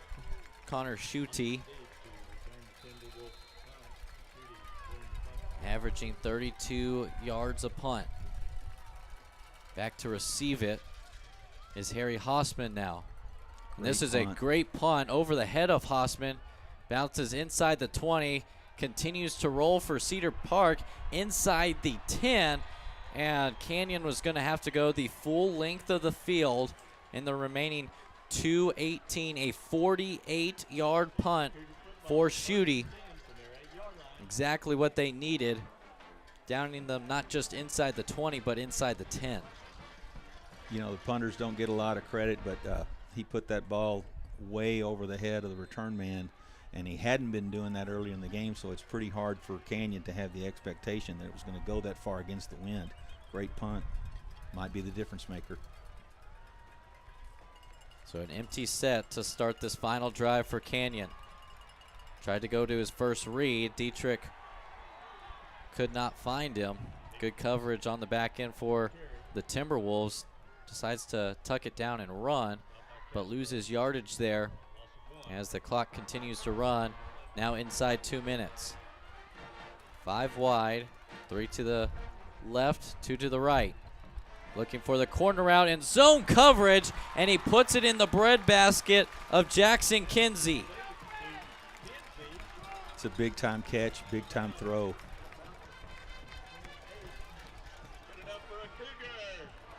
I mean, right over the top of the short side corner. The vertical was just not enough for McLaughlin, and the safety couldn't come over. Twins to either side. Short 5-yard out route to Hopper, and he's able to get out of bounds. Yeah, so that saves some time. He got more than a short. He's pretty close to the first down right there. Yeah, I believe they're giving it to him. Yeah, he was able to turn upfield quickly. It looked and like get out of bounds. That was well executed. Didn't think he got out of bounds from up here, but great that he was able to save some time. 146, a fresh set of downs. Motion there, Reagan going left side, and he's only able to get to the 40-yard line. So the clock continues to roll. Now approaching 90 seconds left. Twins to both sides. Reagan to the right of Dietrich. Corner route once again, and just underthrew his intended target. Harry Hossman was sliding at the 50-yard line.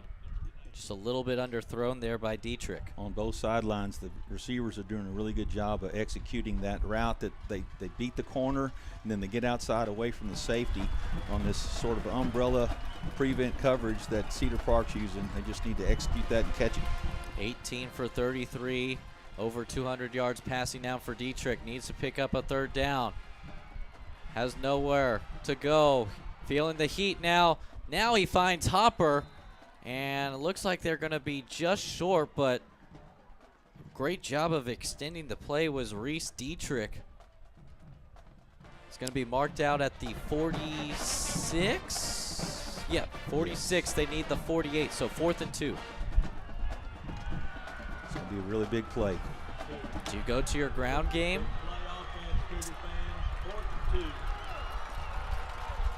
See where they go. They've got one timeout left. Canyon fans on their feet.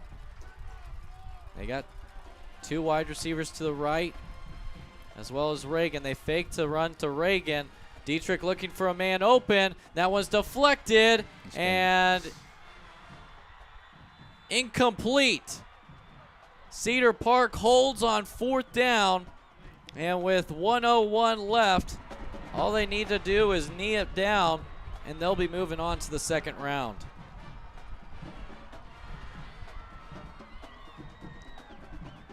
Canyon had some momentum. They made some really good catches and really good throws. They just need to continue that. You got to tip your hat to Cedar Park's defense in this second half. They've done a great job of slowing the running game down, and they've done just enough to stop the pass. They've held Canyon without a score in the whole second half. So victory formation from the shotgun. And a timeout quickly taken by Coach Leonard, his third and final timeout. But unless a bad snap happens and Canyon can somehow fall on it, Cedar Park is going to be moving to the second round. And it'll be the second straight year that Canyon can't get past the by-district round. Well, the quality opponent that they've had today in Cedar Park, there's no shame in that. Nobody wants to lose a playoff game, but you know, here's a good math trivia quiz. Half of them do. Yep. Half of them do, and so it's heartbreaking when you set your expectations up to be successful in the playoffs. But everybody's trying to do that, and there's certainly no shame in the season that Canyon's had, in the tough district that they play in, to just make the playoffs, and they've certainly done well tonight. Just come up a little short. Several plays could have gone a different direction. Yeah, Canyon, 2 of their 3 losses were by 1 possession, a 3-point loss to Corpus Christi Veterans Memorial, a 3-point loss at Bernie Champion, and then the last loss that they had was against Smithson Valley, 42-21. We're riding a 5-game winning streak coming in, and it looks like it's going to close here today as Cedar Park gets their 5th straight win. We knew we were going to get a good one here in New Braunfels against 2 teams that have identical records, both of these districts having a 3-way tie for second. And Cedar Park, the 3 seed out of District 11, 5A Region 3, able to come out into New Braunfels and steal a victory from the Cougars. Our final score, the Timberwolves 20, the Cougars 16. The winner will play the winner of Ball and Angleton. Angleton was winning that game at the half, But a really quality contest between great programs, and Cedar Park able to come out victorious, getting the stops when they needed in that second half. You know, Canyon's come a long way in the last several years, so this situation where you're disappointed to lose a playoff game instead of just being jubilant because you finally made it. They're a quality football team, and they're going to be around in this 5A bracket for a while. They've got nothing to be ashamed of, and they should be in good shape for next year.